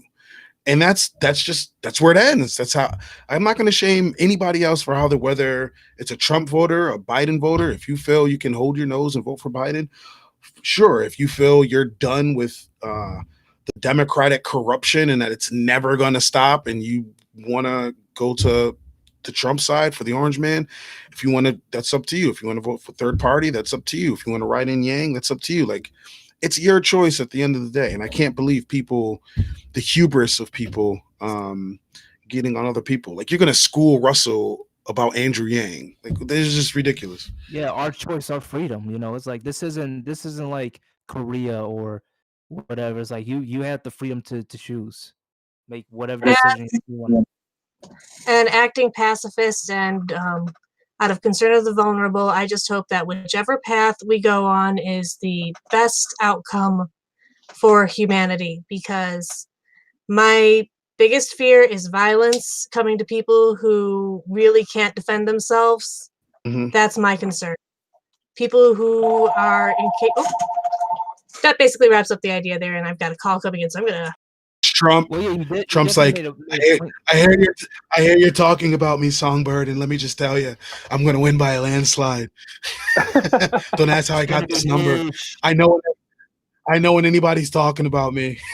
It's gonna be a huge landslide, wonderful landslide. It's gonna have my name on it as well. I'll tell you what will have his name. He could have. This is what will have his name. It will affect the election. The October surprise will be our check with the president's name on it again. But that might change things. Could have easily, like, when the pandemic hit, right, and then they were talking about, Congress trying to pass this money for people. He could have easily, I could see Trump have been like, I'm going to look out for the people because this is ridiculous. He would have blamed it on China. He'd be like, look what China did. Look what they did. I'm going to look out for the people. You're all getting money. Don't worry. I'm a very wealthy guy. You're all going to get money. He could have easily said that and not even called it a UBI or called it whatever. And gave people money every month and just bragged about the shit. The Democrats would be like, buddy, but don't take his money because he's bad. Right. He could have easily. I remember in one press conference when Trump went out, the reporter was asking, like, so when are the people going to get the stimulus check? He said, you're going to get it very soon. very soon, very, very soon. It's like, okay, when Oh, is God, it that's soon? a good- One and good he Trump. said I want to go bigger than Be a what the beautiful Democrats are proposing. So what the Yeah. heck happened? Right. So Yep. so what's I could have, in an alternate reality, Yeah. I could have easily seen him giving more. The Democrats said 12, they're cheapos. I'm giving you 15 for And that at would least 4 change months, and then things. we'll come back and talk about I'm telling you, that's the He October would've- surprise, though. It's coming. He's gonna be like, guess what? The Democrats don't love Seriously, you, but what I the love you. hell? $2,500 from Daddy Trump. You gonna vote for me again? I know you are. You know, Daddy he's gonna. Trump. It's gonna Daddy be. Trump. It's a very beautiful check. You know, it's gonna be a very beautiful check. I don't know. I don't know. Now that's why he's Yeah. waited I so don't think long. it's going to be 20. Where's the I don't think it's going to be fine print say? 25. It's gonna be $7,000 every mayor. It doesn't matter. Money's fake, especially to Donald Trump. I can do anything. I can't do it like Izzy can. Monopoly Do money. anything. See, it's because Yeah. I Trump, can't. I'm just but I think that Congress will like try to rein him in and They'll such. try. So They'll try. But like down, yeah, and then sure. whittle down further. Congress is an embarrassment, man. Barely what we got now, or the same. well, I mean, it's Just not random- likely. Oh, but that will. just random specks But of seriously populism. though, like we're do you guys imagine like 1,200 in stimulus and $600 boost to unemployment? But why was it 1,200 and why was it 600? Every different state has like a different cost of living.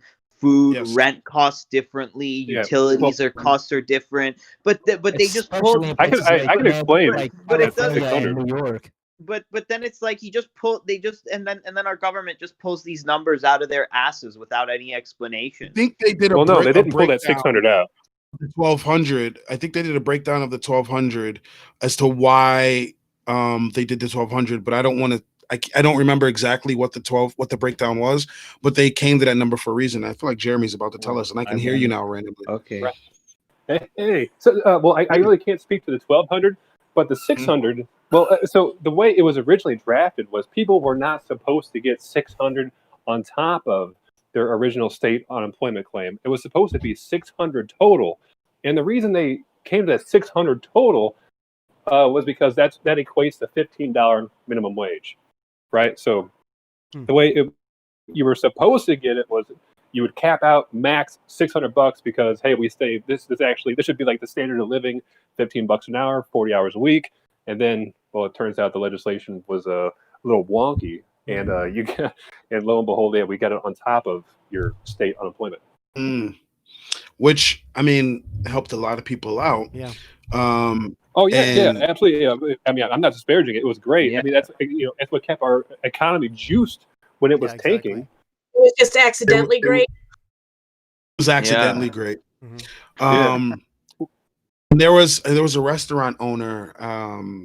I don't know if I did the segment. I did do a segment on it where in her state, they opened back up and they had to go back to work, and her staff they were collecting unemployment, and she let her staff stay on unemployment and not come back and ran the restaurant herself because she said she couldn't even come close to paying her staff what they were making on the unemployment, and she'd rather them get that than come back to work and make shit. Yeah. Well, that's the indictment of just the system that we have. That's not an indictment of how much more unemployment was. That's an indictment is that we're not getting paid what we're worth.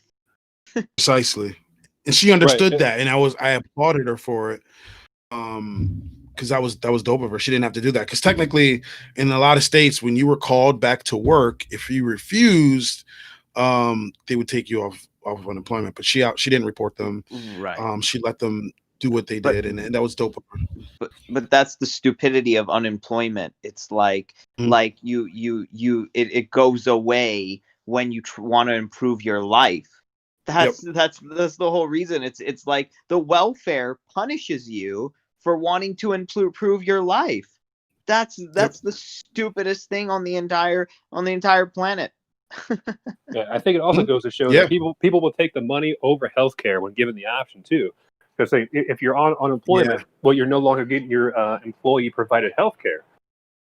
So at the Yeah, yeah. Medicare for Medicare through your employer versus UBI, Mhm. just like Dave Chappelle said, people take the money every time. Yep. They do. It's true. But and that's sad because where do you visit more, your doctor or your grocery store? I mean, come on. grocery store. All right, Exactly. Right. but let me mention something. So this was like 4 or 5 years ago. I had to go to the hospital and I had to stay in the emergency room for a week and some change. And I'm a manager. I have the top tier healthcare you can get in my company. And at the end of it all, I still owed $15,000. And this is with healthcare. I have insurance. And so even when people do take the healthcare, it's still riddled with fucking problems. And if you don't pay off that $15,000, it's going to affect your credit, which is going to affect you in other circumstances of life, et cetera, et cetera. Some people obviously have medical bankruptcy and stuff like that, but that's just ridiculous that I pay a lump sum out of my check every month. They take it. They make sure they take it. I haven't seen a check yet where they haven't taken it. And I still had to pay $15,000 at the end of it all. It was just ridiculous. Who has 15K? What average American just has 15K on hand? Most people don't even have $400 for an emergency. Yeah, it's absolutely necessary that we have. Unless you're I mean- living with family or something like That's that. probably pocket Right. change for like Nancy Pelosi and Mitch. Right. Right. Exactly. Pocket Scenario is- change. Yeah. I've never had $15,000 in my life, ever.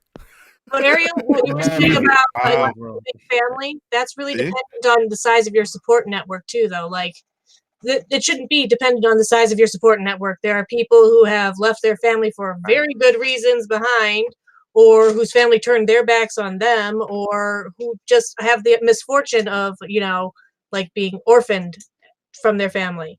So you can't depend on Yeah. the support network. Yeah, for sure. You're absolutely right.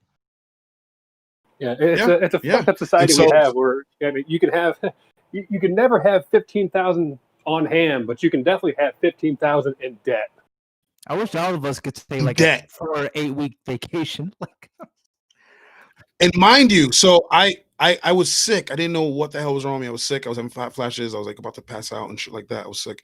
And so I'm in the hospital bed, sweating and trying to figure out what's going on with me. And then they come in, carting something, and they're like, so yeah, let's take your insurance. I'm like, you're fucking blurry right now, and you're coming in talking to me. Nobody it's a ridiculous system. You're coming in asking about Yeah. insurance information, and I feel like I'm fucking dying. It's that's why, yes, people will take the money every time, but healthcare is so important. It's so important. I feel like it gets overlooked quite a bit. yeah, it is important. I mean, the other thing I also have a story myself. I used to take this 'cause I also have hypothyroid. I used to take this medicine. I was prescribed this medication called hypothyroid, like Synthroid or something like that. And at the time, like my father he was working at CPS, Chicago Public Schools, and that was covering the insurance. And it was my endocrinologist that gave me that prescription. And I believe like months later, like while I was taking it, and this was like close to me finishing college or whatever, all of a sudden like my father got laid off or lost his job and stuff, and then we had to he had me switch to the family plan or whatever. But then I couldn't get my because I'm just taking these because like they're the only ones that are keep my body in check and like help me lose weight and kind of help me with the moves. But it's like I'm like I was like that on and off it, but like it was the only thing that was like that keep me well rounded out while I was in school. But then he lost his job, and then I could no longer get them from pick them up for Walgreens because then without the health insurance, it would be extremely costly. And then and when they had me switch over to like the family plan or whatever, my endocrinologist wasn't covered, so I had to like get all my medication or whatever from my primary doctor, and she wanted to reduce it, and I'm like, no, I need a higher doses because that's the only time it works. That's what my endocrinologist gave me, but she's like, no, I want you to take another. I want you to starve yourself to take another blood test so I can like give you a lower doses or whatever. And I mean, it's like, but anyways, it's like, yeah, if I had better health insurance, um, yeah, most certainly, like I could easily get that. I would probably still be on it. And I probably won't, probably would help me get through all this stuff. But nowadays, when I tried to get back on it, it's like I just couldn't bounce back. It's just things just actually got worse. Um, so it's like, I mean, if there was better health insurance, yeah, most certainly I would still be on it, and I wouldn't be having this issue happen like out of nowhere. So I think when Andrew was running, and some people gave me shit for it, but I'd rather give you guys the ugly truth as opposed to a beautiful lie. I felt that was one of the issues he needed the biggest boost on, and he needed to patch up the most, was healthcare.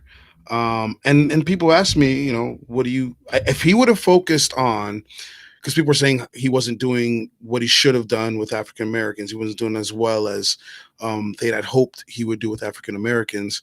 The people that suffer healthcare he was fighting for. I mean, it might have been his go-to issue, but it's like, I mean, he did like clearly mention multiple times, like, the sort of system he's looking at, and most importantly, trying to reduce the prices of prescriptions and many other things, and but then it sounded like it's like they didn't hear him, and they just kept asking him like, "What are you gonna do about Medicare for all? What are you gonna do about Medicare for all?" That's one of the biggest issues. He's like, "Oh, so you don't support Medicare?" I'm like, "What?" Well, listen, that's one of the issues he had, is because, and I walked around to random people on the street, and I asked them, when you think of Medicare for all, who do you think of? And almost everybody said Bernie Sanders. You thought of Medicare for all during when Sanders was running, when Warren was running, everybody thought Medicare for all was tied to Sanders. That was his thing. Now, I'm not saying he's the first person to come up with Medicare for all. I'm not saying he owned it. That's just what people associated the verbiage Medicare for all with. It was Bernie Sanders, right? So when really sad, because it's like there's many versions, and like his version is not all that great either. It's like there are better versions out there, but that's neither here nor there, because to the average Susan Know Nothing and Johnny Everybody, they tied Medicare for all to Sanders. So when Yang was saying he supports Medicare for all, and then I'm not saying what his ideas were bad. I'm just saying when he said Medicare for all, they immediately tied it to Sanders. As a matter of fact, all the politicians in some way, fashion, shape, or form had to skew their healthcare in a Medicare for all-esque manner, right? They all had something for all. Even Tulsi had something for all. Kamala had something for all. Like they all had their own Medicare for all version, right? But they didn't give Tulsi shit for it. They were like, when she said Medicare, they were like, "Ooh, yes, we're on her side." But when Andrew said, he's like, she had a different name for it. What Ronnie is getting at is that Yang, he literally ran on Medicare for all, when in fact it was not Bernie Sanders Medicare for all. Like Pete Buttigieg, he ran on Medicare for all, who wants it, right? Wants it. I think Tulsi Gabbard was Medicare for kind of a branding problem, I think, is the idea here. It was a huge branding problem. And if you look at the comment section during that time, in my videos, there were a lot of Sanders supporters, because he went on Dr. Oz. I covered that. He went on a couple different shows, and they would ask him, so what about Medicare for all? And he'd kind of give like a vague answer, right?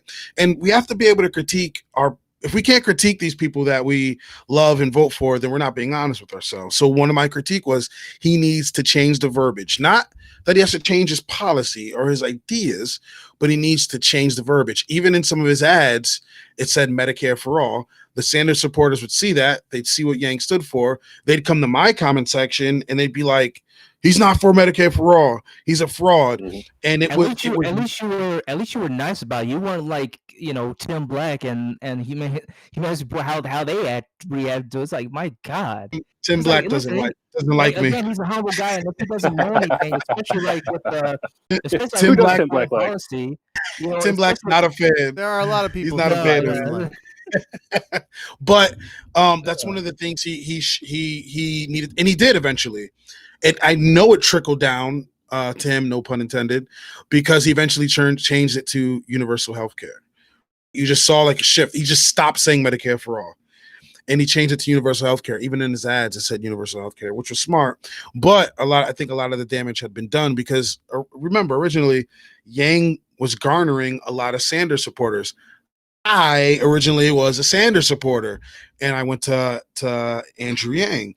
And they thought that's one of the things. He was actually to the left on Bernie on a lot of issues on drugs and how to handle an illegalization of drugs. He was to the left. Weed, marijuana, weed and other drugs. He was to the left of Bernie on a lot of issues, and a lot of Sanders supporters went to him. But that Medicare for all definitely affected him in a negative way, and I just saw it in real time when it was happening. I think. Go ahead. Like people are going to need a lot of help with their medical condition if they're in poverty. So UBI kind of solves that problem in a direct way. It's like you're not like stressed out of your wits end, and you're not eating unhealthy food, and you're not using coping mechanisms like smoking and drinking. So that is kind of like UBI is kind of like a Medicare in and of itself to get you out of the stressful state and the state of having malnutrition. Anyway, that's just my 2 cents. Go ahead. I mean, $1,000. From a constructive criticism point, because you were saying about constructive criticism, basically, that I think that one of the big problems with Yang and the Medicare for all situation there was that he was more of the economy wonk, and he was still developing his knowledge and breadth on it while trying to make a plan. So that kind of is, of course, going to be with several iterations until you find the right one that actually expresses what you wanted to express. And I think that since he was catching fire while trying to craft that policy, it really suffered for being like something that wasn't already there, already developed and thought through. Right. I think and at this time, go ahead. I was going to say, given... All right, I can actually hear you. Hey, I think, given the, like, I would say probably genius level intellect that Yang had, if Yang wasn't on board with the Medicare for all policy, there was a good reason for it, right? Like, there was a reason why he wasn't on board with the Bernie Sanders version, Medicare for all. And I think whatever those reasonings were probably valid and would explain why he never adopted it as a core policy of his.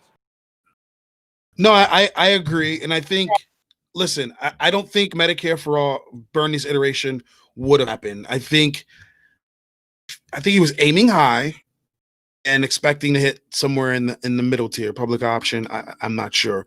But even the most avid Sanders supporters had to have come to some realization that Sanders' version of Medicare for all was even more left than the countries that already have a Medicare for all-esque system, right?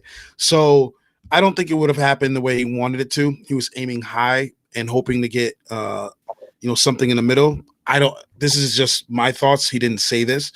But yeah, I was Yang's a smart guy, and whatever he was advocating for, I felt like he knew what he was doing, or he didn't just pull it out of his ass. You know what I mean? He no doubt he thought about it, Ronnie? To some degree. Yes, Faye. Sorry to pop in at the last minute here, but I wanted to join in right. I wanted to chime in on this Medicare for all issue that I had with Andrew Yang. I linked in the live stream chat an article by Washington Post where they, put all the different candidates during the Democratic primary, put their positions in different areas. Did they support Medicare for all? Did they support it with an option? Did they whatever? And this is the way that Americans think about it. Based on how the news analyzes it, the way that Americans, learn to think about things. The real problem with messaging that Andrew had, I think, is that he can't just come out and say Taiwan. And if he was going to be supportive of any policy in Medicare for all space or universal health, it should be from a native understanding of how Taiwan works, because his parents are there enjoying the universal health system right now. Mm-hmm. And so it's like almost nobody who's from Taiwan, we're just so proud of it that it's probably one of the most unifying things in the divisive politics in Taiwan. And so we have equally divisive politics. Do we join China eventually? Do we push away China as quickly as we can and become independent? These are very, very big, heavy issues. But, nobody dislikes the universal health. The doctors love it. The people love it. And so this is something that I think would be in the back of his mind, but he couldn't just come out and say that. And so it was very difficult for him to message it to Americans using, this other mindset of, well, let's take a look at what are the actual, right? And actually work on those problems one at a time until we get to a place where we're all ready and in consensus we'll jump into the, total universal health. So like he would say, well, I'm for Medicare for all, but I'm not for forcing people, right? But the way that Americans think of things is like, we have 4 years. In this 4 years, we got to get everything done.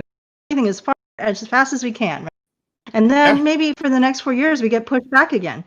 We never think about it like, let's take a gradual process, right? And just do, talk to every single person that needs to be at the table. Find out what are each of the little solutions that we need first. Step 1, then step 2, then step 3. Now, how complicated that is to explain that to the American people. we don't have a way to say that. Especially when you're in the middle of a race, when you have other people around you also throwing out their ideas and their thoughts. And so I'm sure if we gave Andrew Yang just like a platform and said, stand up there, we can listen to him, and we give him 2 hours, we'd be like, this guy fucking knows what he's talking about. But he would get drowned out by everyone else throwing their ideas, so he couldn't break it down the way you just explained it. Because as soon as he said, I'm for Medicare for all, but they're gonna be like, all right, what do you have to say? Oh, okay, Pete, that's great. I like what Pete's saying. Yeah, so like it was 30 seconds, and they wouldn't let him speak, and also it's like, so yeah. But even when he could speak, but I completely agree. He couldn't come out and say Taiwan. He couldn't come out and say these other countries. Like Bernie Sanders could say that, because when he says it, people aren't going to jump on him and say, oh, and so you're actually, a foreigner, right? He doesn't have that problem. Right. Except Canada, and then that's like, that doesn't work, because it's like, unless you're talking about the French as far as Canada, but if you're referring to like the English, and you just literally, you're having to like wait 24 hours just to see a doctor. So a lot of people, if you mention that, like, at least the sensible ones would be like, yeah, they'd rather just stick with America, to like, they'll have to like go over to America just to get seen or whatever, and even if they have to pay. So okay, that's a fair criticism, saying like, hey, he could have said Taiwan, he could have like referenced Australia. No, he can't. Australia. He can't. I mean, you start talking Taiwan, immediately everybody, oh, so you're actually Chinese, and we're going to do some sort of Chinese style. I get that, but no, it's right, the racism. on the subreddit.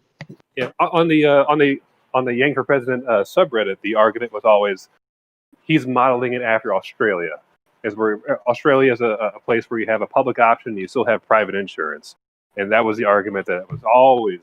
But the real argument. But the real argument is not about public option or no public option. It's about everybody coming to a consensus, and you can't do that in like 4 years, some legislators talk about it by themselves without everybody's Right. participation. And in Taiwan, it took at least 15 years to evolve the system that we love. And that's because they took it very gradually. They did one step at a time. And so if you do like every step all at once, of course people are unhappy. Everybody jumps on the website at the same time, it crashes immediately. Just like simple things. Just think about any little thing that can go wrong. It goes wrong and everybody goes nuts.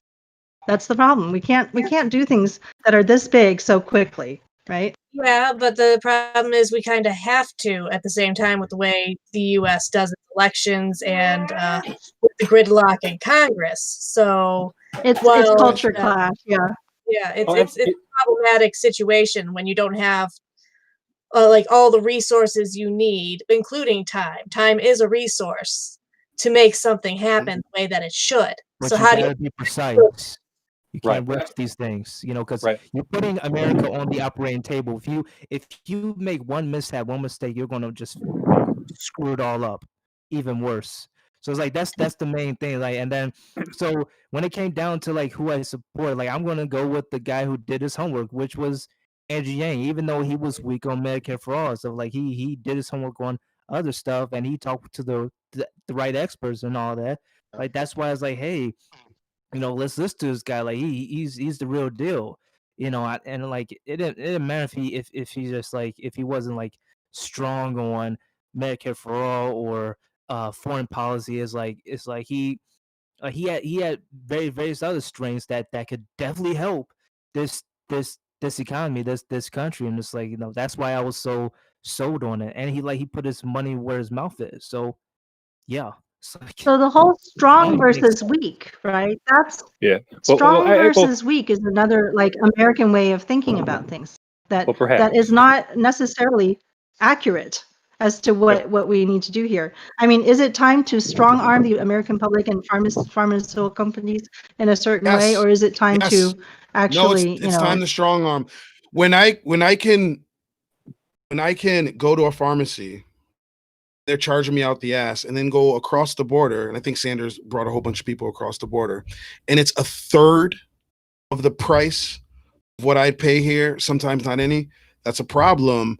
And I'm all for incrementalism in the right situations, but if there are people dying, if people are having to skip days of medicine because they can't afford the next batch or what have you of name whatever life altering medicines, then now we're paying with people's livelihoods. So when we go to those people, right, and we say, look, this is going to take some time, we got to do it incrementally, we got to sit down at the table and talk to people, and it's just hang out, just be okay. They're like, I could fucking die, what are you talking about? Hang out, change the shit now.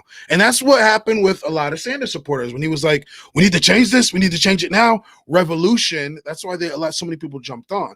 Now I'm not saying the incrementalism is necessarily a bad thing, but a lot of people did not want to hear that. If I can jump in and say the biggest reason why people are not on board with just like throwing our current healthcare system overboard, or especially probably why Yang didn't want to do it either, is that if you're going to abolish private healthcare altogether, you're putting 3 million people on the street. That's how many people that's how many people are employed by the private healthcare industry. 3 million people. Oh, you're talking about the job factor of it. Yes, they're real people. It's not just pharmaceutical company. Pharmaceutical companies are made up of industry that supports people as well. We kind of think of it as just this corporate, with nothing in it, but it employs people, right? So it's going to be painful for the entire nation to change quickly. And so the thing about Yang, the one thing about Andrew Yang is his optimism. It's an incredible optimism that a lot of people don't share right now. But he has this optimism that he knows if we do the right things, people are going to come along and people are going to say, this is great, we're going to continue with it. So that's why you can leave the option open. If you leave the option open, we're just going to outcompete them. We're going to do it so much better, right? Nobody's going to want to go out and pay for extra insurance when they don't need it. That's what's going on in Taiwan. You don't need that extra insurance, but you can buy some. If you really want to buy some, you can. and most people don't need it. That industry just slowly went away. So you just outcompete them using the governmental space, right? Well, Yang basically sees the green code in the Matrix. That's Yang. Yeah. No, Yeah. Well, I Yang is hate to- Morpheus, and I'm Neo. I wanted to let everyone know that we're headed 10 minutes to our 2-hour mark. Do you guys want to do any, closeouts and making sure that everybody knows how to find you and all that? Well, just Shale, when we talked about Good Dollar, did it pick any of that up or no? Oh, that was not on our Twitch stream, and it may not appear in the podcast. Do you want to talk a little bit about for our audio podcast? Yeah. So Ronnie, before you came on, we were talking about Good Dollar, and that's basically a cryptocurrency basic income that I think that it already is, or they're working on converting it into real money. So it's like Yang's kind of vision with like being created through cryptocurrency. So if anybody wants to check out Good Dollar, it's like we can create this parallel economy. They actually give you like $1 a day where you can do anything you want with it, and it's a worldwide thing. Let me ask you. Let me just stop you real quick. Okay, so Good Dollar, and you're trying to make like an alternate currency, like so similar to Bitcoin. Yeah, similar. Okay. Yeah. Are you able to see the live stream chat? If you are able to, you can actually find the link there and click on it and find out more. I'm afraid to click something and then you guys can't hear me anymore. Yeah, That's true. Okay, let me tell you. Yeah.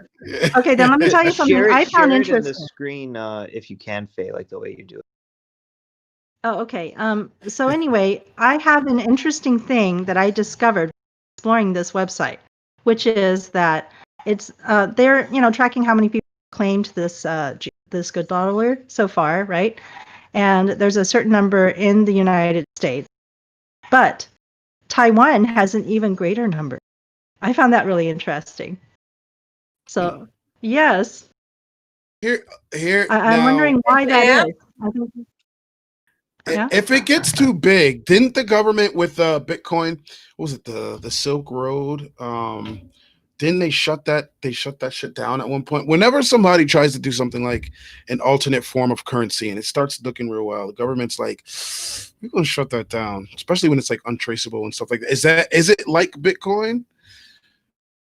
Well, I don't know how big it's gotten, but this is like an international thing, and like I don't know how you can like shut cyberspace down. Like outlaw I mean, it. like Yeah. but it's kind of like I don't know, like they would really have no reason. I mean, Sure they would. the thing if it became like, an alternative, like a viable alternative to the dollar, and it allowed people to like subvert or Yeah. sidestep a lot of the corruption that the dollar sort of entangles people in, then the people who have an interest in continuing that corruption would shut down the alternate currency immediately. They'd be like, okay, if you own a wallet for this currency, you're going to go to prison. If you trade, you're going to go to prison twice. They would do that. Well, I say, regardless, let's make them work to Bitcoin's shut these people down by helping them out whenever they rise up.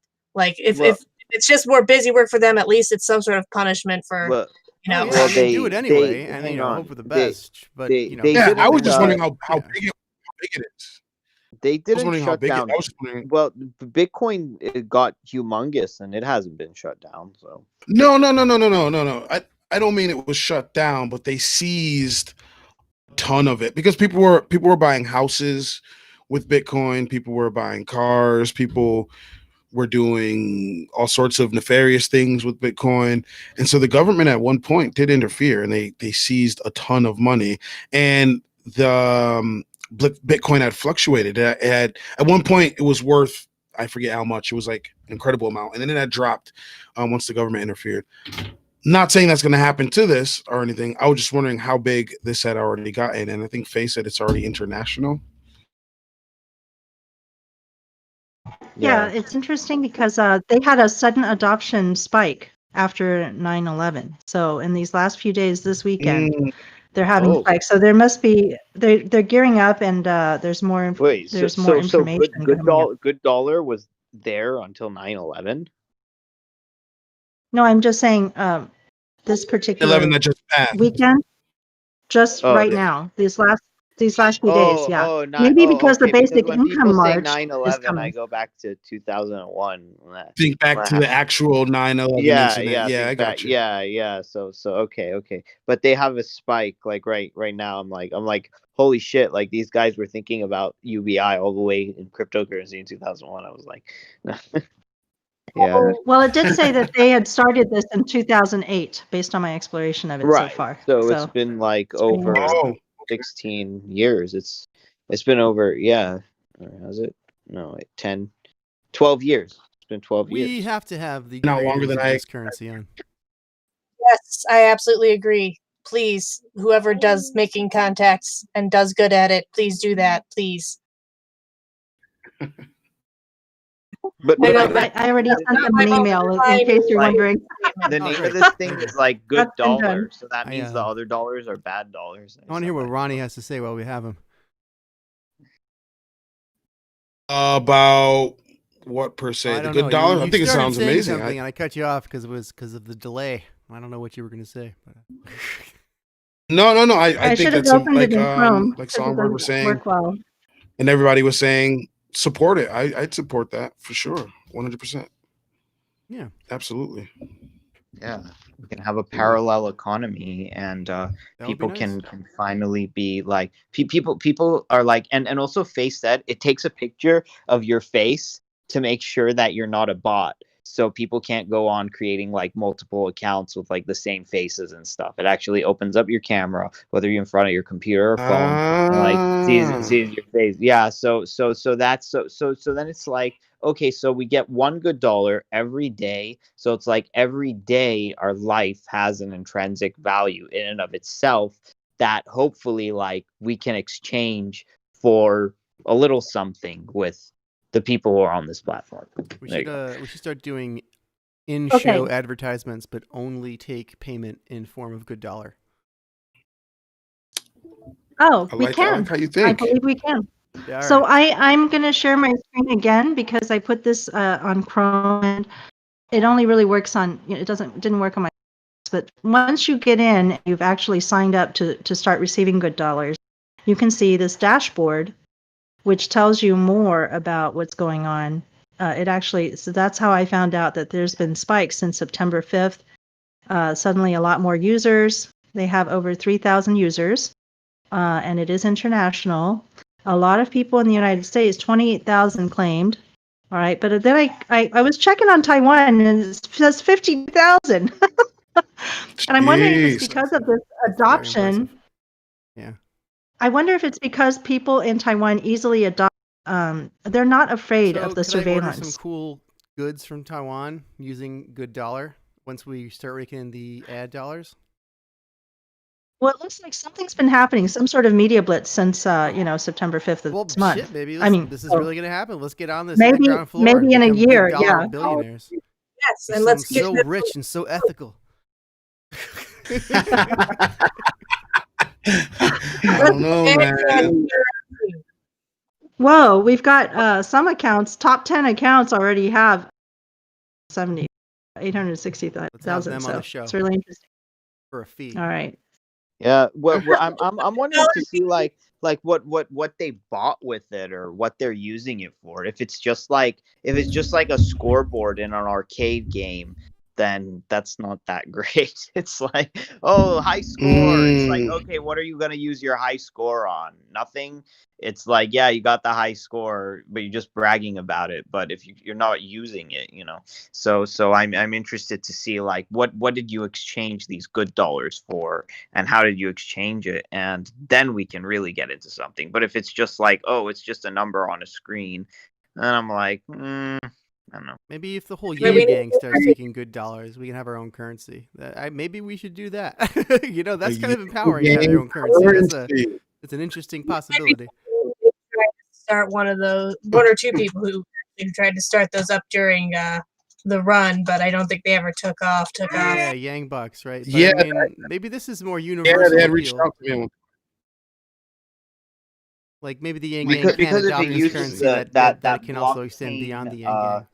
right, if it uses that blockchain ledger that I keep hearing about, that's like so what's the word I'm looking for? Ubiquitous? I can't Ubiquitous. imagine Yeah, a cryptocurrency in 2020 would use yeah, anything but like that. blockchain So methods. that means it can't be screwed with. Like it can't be hacked or taken Right. over or something like that. So that's the good news. Well, the blockchain Absolutely. means you can see where the money has come from. You can see every transaction that money has ever had. It's Now, digitally stored in it. So yeah. and the interesting thing about, in terms of Taiwan adopting it faster, I think it's partly because they're so comfortable with cell phone technology, and that the cell phones being made right now, HTC is a Taiwanese corporation that has bridged the United States and Europe with China in order to create these, Apple phones and Android phones. HTC was the first to create the Android phone, and so they're moving the Bitcoin phone space. So their phones are going to be automatic from now on. And so I wonder if just the fact that they're so comfortable with cryptocurrency and phones that it them to faster. Seriously, what the hell is up with Remember like the first Android? all these Asian countries like blowing the United States out of the water when it comes to technology? We should be ashamed of ourselves, really. It's like not even close. It's not even close. It's not even close. They destroy us every single time. Right. I remember the even HTC Europe Evo has when the it came out. rails. Yeah, this country is so behind. It's like we're living in the freaking dark ages. What was Disgusting. significant about the HTC Evo? Like the further you are from the cities, the worse technology reaching you gets. We don't have like Ubers where I'm at. We don't have any of the food delivery things. Like my Walmart doesn't deliver food to the house. So like pandemic times are forcibly interacting with people the further out you go. Sorry. I remember when I worked for Radio Shack at one point. I was a manager at Radio Shack, and they were talking about, we were sitting there in a meeting and we were talking about all the stuff that's happening overseas at the time that was going to come out and eventually come to America. And what they were talking about, and this was years and years ago, because Radio Shack went out of business quite a long time ago. And it was like the fridges that would order the food for you. So like when you put the food in the fridge, it would scan it. When you're running low, it would order it. Kind of Peapod from Stop and Shop-esque, but it was like a lot of the stuff that Google and Amazon does now. Years ago overseas, they were already on the money with that shit. And we were just like, hopefully we'll get that soon. I'm just like, what? This is crazy. It was crazy. Yeah, we've been behind the curve since the 80s, pretty much. Yeah. We're almost kind of technology phobic here because we're terrified of violations of our rights in some ways, but and yet how do you, Well, how do that you, we happens allow anyway. so many of them. how do you claim on the good dollar, the $1 whatever? Well, Your daily I highly dollar? recommend you guys check it out. It's kind of interesting. And I wanted to I want to find out if, Ronnie, how would you like to be credited here? Do you want to give anybody your, some way to contact you, or maybe your YouTube brand, or I can go ahead and put that in for you. Yeah. Just if you type on YouTube, Read My Lips, News and Politics. I suggest you can put Read My Lips, but if you put Read My Lips, News and Politics, it's much easier. Because if you just put Read My Lips, George Bush is going to pop up often. Yeah, So Read My Lips, News and Politics. And my would you Twitter like to, is at the real Be Serious. That's TheRealBcereus. That's same with my IG. My Facebook is Ronnie Be Serious Hicks, and yeah, just check me out on YouTube. That's my go-to. I mean, add me on Twitter too. Those are what I'm on the most: YouTube and Twitter. Facebook, not so much. IG, not so much. But I have all those. Thanks for coming on. You were all right. a great Thank guest. you. Really, always No enjoy problem, working with guys. you. Thanks Always for enjoy having your me. YouTube. So thank you for that. Thank you. Yeah, Thank I'll you. I'm keep sorry watching for it. the delay and the camera No screw up. I don't know. We're all Yeah, real relaxed here. We had a good time. I thought I was tech savvy, and my Logitech was like, "You thought." I couldn't get Discord to stream through OBS for like 6 months because I was using hardware video acceleration. I don't know why the screen was black. I was just like, with 6 months of that for some 6 months. I don't know. I Googled it incorrectly. Crazy. Googled it incorrectly. I mean, how else do you explain this long running failure to troubleshoot? Just every time I Googled it, I would run out of patience. Like, all right, it's impossible. But eventually, I don't know what happened. I just found the right article and I powered through and I checked the right box in the settings, and now here we are. But I don't know why it took me 6 months. It's stupid. That's on me, right? I don't know. 6 months. Incrementalism. It's fine. Incrementalism, yeah. But is that increment? It's like only one action took. There was one increment. It just took 6 months to increment. It didn't like work a little bit in the interim. Right. Anyway, No, I got you. That's just semantics. Yeah, guys, we gotta do this again. We gotta do this more often. Yeah. Absolutely. And just see how everyone's doing during this 2020 year. It's been crazy. It's been crazy. And I'm happy everyone's doing okay. Shill, are we still going to Jackbox this weekend? Because if you are, I'm just going to keep inviting people. Yeah, on Saturday. On Saturdays, I'm going to keep doing it 7 to 9. So, yeah, please come hang out. Do you ever play games, Ronnie? Ronnie, do you ever play games? Yeah? Like a gamer, or like you're talking about Uno? Party games? Sure. Video games? Both. Pictionary? I don't know. You know the Jackbox game? You know the Jackbox. People know the Jackbox. I'm not familiar. All right. Jackbox. This is blowing my mind. What's Everybody the Jackbox? I meet in my real life knows the Jackbox games. I guess I don't meet a lot of people in my real life, just on the internet. I'm a figment of your imagination. That's right. All you figments got to know about Jackbox. It's just like party games. It's like kind of like Mad Libs, like that's type of game. You're filling some language and then you get what you get, and it's funny and people vote on it. But it's like, instead of the Mad Libs, the example I always go to is Madverse City, which is my favorite of like the games where you get two like giant rapping robots the size of like skyscrapers, and you're given two incomplete couplets and you got to complete them, and then the robot will perform, and then the whole party who's watching the TV votes and the winner wins. And it's for parties.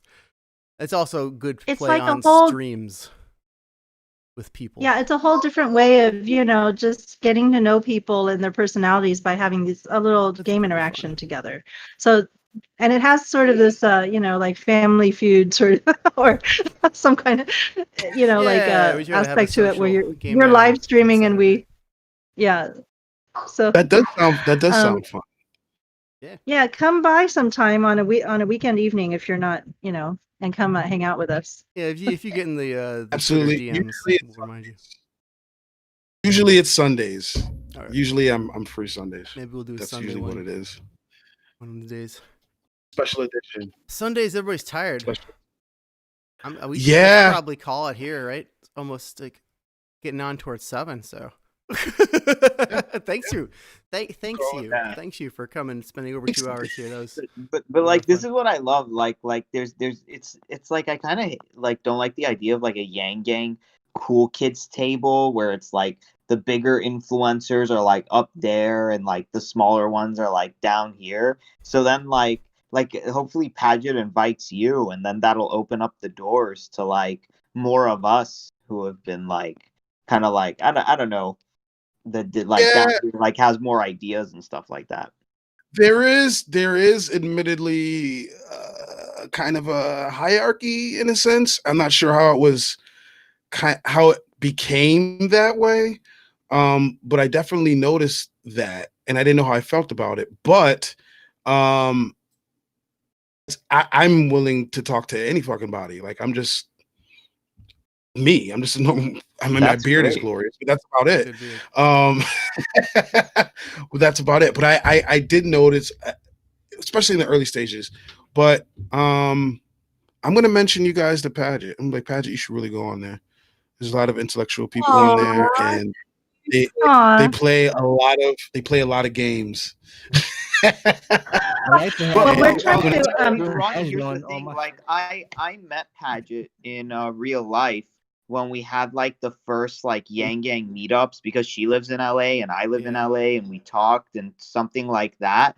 But then when it's Okay. it's like and then it's like we move further and further apart when all this like publicity comes into play and all these like subscribers and views and all that stuff, and that's not cool.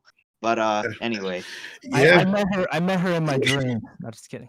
All right. Probably having Paget on with format is we're all going to show up that day. There's gonna be like 20 people trying to talk to Paget.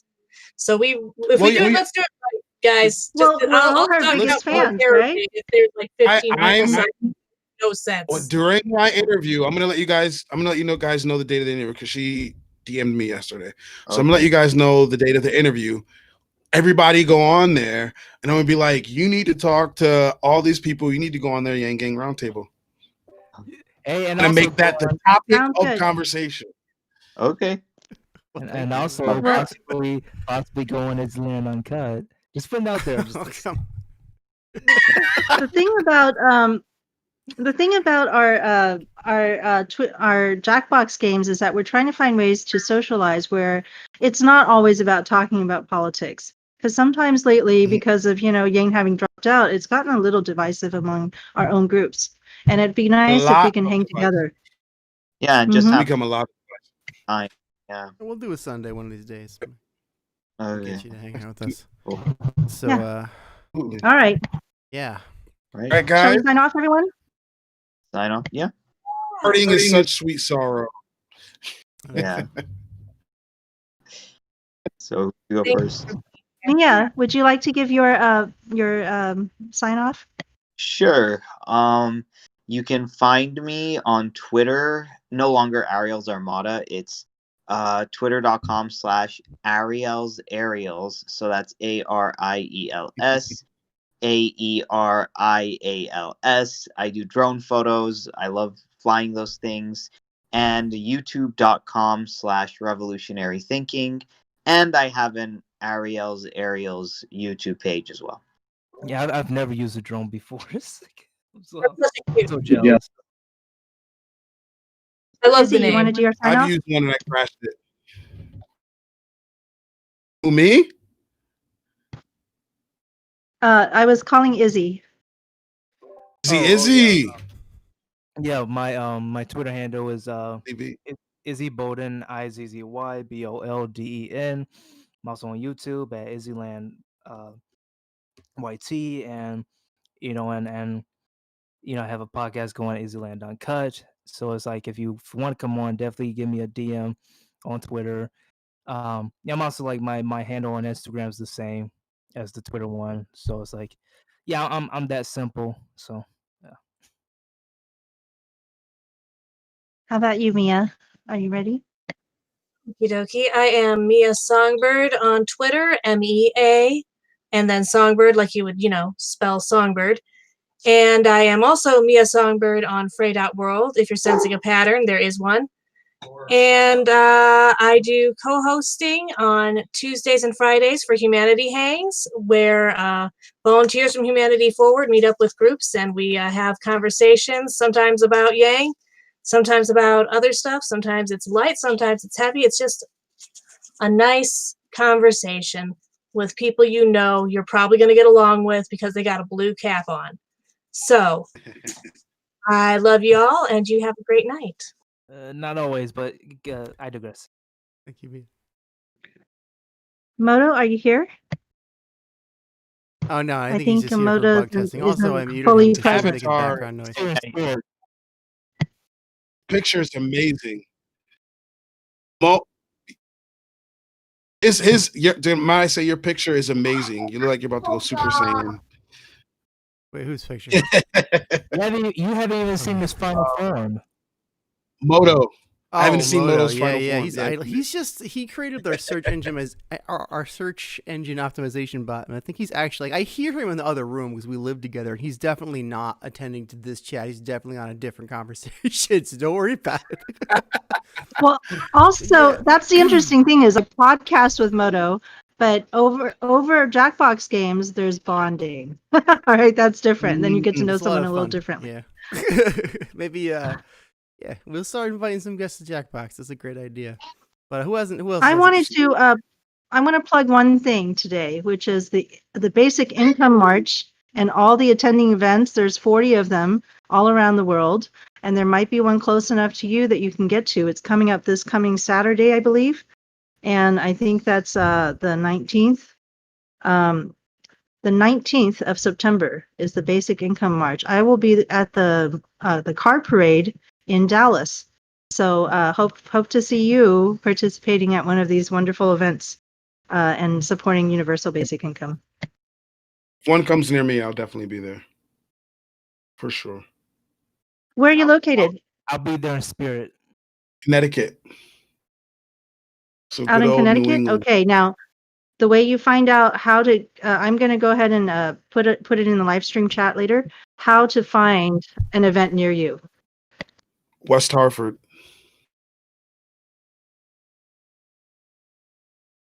Where you guys at? I'm from Hudson Valley, New York, Middletown. Not New yeah, York that's City, not that far. but close. Yeah, it's not too far from Hartford. Close. I Mhm. used to watch a YouTuber, Oh, I it's- think, from Hartford named Dame Drops. Stop. If you know It's- him, you know that It's guy. too simple. Hold on. It's a- Hold love that on. dude. Hold on. Yeah, Hold on. Pause. yeah. I have a story for you. right? Oh yeah, please Hold do. on. Yeah. Dame Drops is a food critic. Yeah. Yeah. I knew Dame Drops. Hold on. I knew Dame Drops Did you, man? In the back. before his channel. What? Hold on. Stop. Yes. Yeah, I knew Dame Drops, right? That explains the I'm beard. friends. I'm friends with Dame Drops. That Okay. explains your beard. Yeah. So Dame Drops, I think he worked at a car place before. And then he worked at Walmart too, but it like the last job was like a car Yeah, I guess place. you would know better. I'm just going by his videos. You're in the place, so. And so his Yeah. like, yo, what's up, buddy? How you doing, my man? his channel took off doing the food reviews and what have you. But so he's a friend of mine. So at the time I told him, now this is way later on, he bought his first house off of YouTube money, etc. So I tell him, hey, I want to start a YouTube channel. This is gonna be crazy. And he goes, hey man, there's a title. It's a title I always wanted to use, but I never used it. So I don't know what you're gonna do. I don't know what your channel is gonna be about, but you should call it Read My Lips. No fucking way. Dame Drops If named you your not. channel. Dame Drops gave me the idea to use my Read My Lips. That's fantastic. Now then he's done stuff with Martha Stewart and all this stuff. So he's been gone. He hasn't been in Connecticut for a couple months. I think he's on his way back. Okay, at least he's not gone forever. Here's the thing though. Yeah. He has no idea that my channel has gotten to where it is or that I even started it. Wow. So when he comes back, I'm gonna be like, dang, take a look at this. He's gonna be floored. Because at the time he told me to use Read My Lips. I had no idea I was gonna do a political channel or anything like that. And then like months and months later, I eventually used Read My Lips. And so when he comes back to Connecticut, it's gonna be quite interesting. Fucking amazing. To see like, hey, yeah, small world, right? All right, Ronnie, so what we're gonna do, right? So I know, like in the back of my mind, I didn't think you knew him, but like that was like 1%. I was like, I'm just gonna mention Hartford because it's not that big. You're both YouTube guys, about the same age. Maybe you know each other. He's a big name. It's like I didn't know that about you. I mean, he's a little older. Man, well, here's yeah. the thing. I'm a manager of it's a store called DXL, right? Yeah. It's essentially big Shoe and tall store? clothing. Okay, yeah, I know DXL. Yeah. No, it's clothing. Yeah, yes. Dame Drops is a big man. and tall guy. That makes sense. I trash. So he would come in Right. all the time. Yeah, so he would come in all the Shit. time, and that's how we established a friendship. And at the time, I wasn't doing YouTube or anything. He was, and then obviously months later, I started the YouTube channel. Yang was running, so he has no idea that it's gotten to where it is. That's amazing. but he will. Yeah, All right, small this is world. what we gotta do. Small. Then you show Ron, you show him. You be like, hey, you gotta go to Middletown where I am. It's not too far. We go to this place called Mix and Mac. They got good macaroni and cheese. It was like a 3-way video. Talk about Yang. Absolutely. Absolutely. I've been trying to get him to go to Absolutely. this place for years. He's a good dude. So there are He's a three good- different locations that are possibly close to you. One is the New York City one. That's at the Metropolitan Museum of Art, and it's a bike. Then there's Woodstock 20 Guaranteed Basic Income Virtual March, which is Woodstock, New York. And then there's the Boston Basic Income March, which is at Boston Commons. Woodstock, So probably the one closest to me. Maybe All right. I'll have to go to. So it's a virtual march. That sounds safe. that's a virtual march. All right, that's the one for me. That's so the one where both- you make art. You make your own art and you All right. parade it through virtually. I'm Yeah. lucky enough to have the march I'm physically closest to be non-physical. That's the one. Well, I'm doing a march for St. Jude next month, and it's a virtual march. So that's that's definitely the thing right now.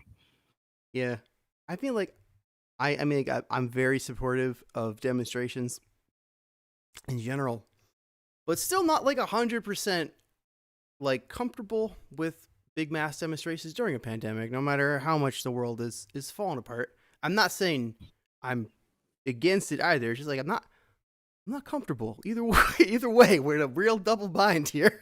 I don't want to go out. Right? I want to stay in here until this is over. Understandable. Personally, if I can. I mean, I will go out if I- Understandable. Yeah. That's all. Understandable. Yeah. Okay, well, Shale, do you want to take us out and I'll close out the stream? Yeah. Yes. Yeah, take us yeah. out like a sniper. Yeah. Well, my name is Shale. My name is Shale Riley, and thank you for watching. And my Twitter is at SHAELRILEY on Twitter. We'll be back Friday next week with 3 more episodes of the Yang Gang Roundtable for the next weekend. So until then, goodbye. Thank you. Thank you for watching. Peace. Peace. There we go. Izzy.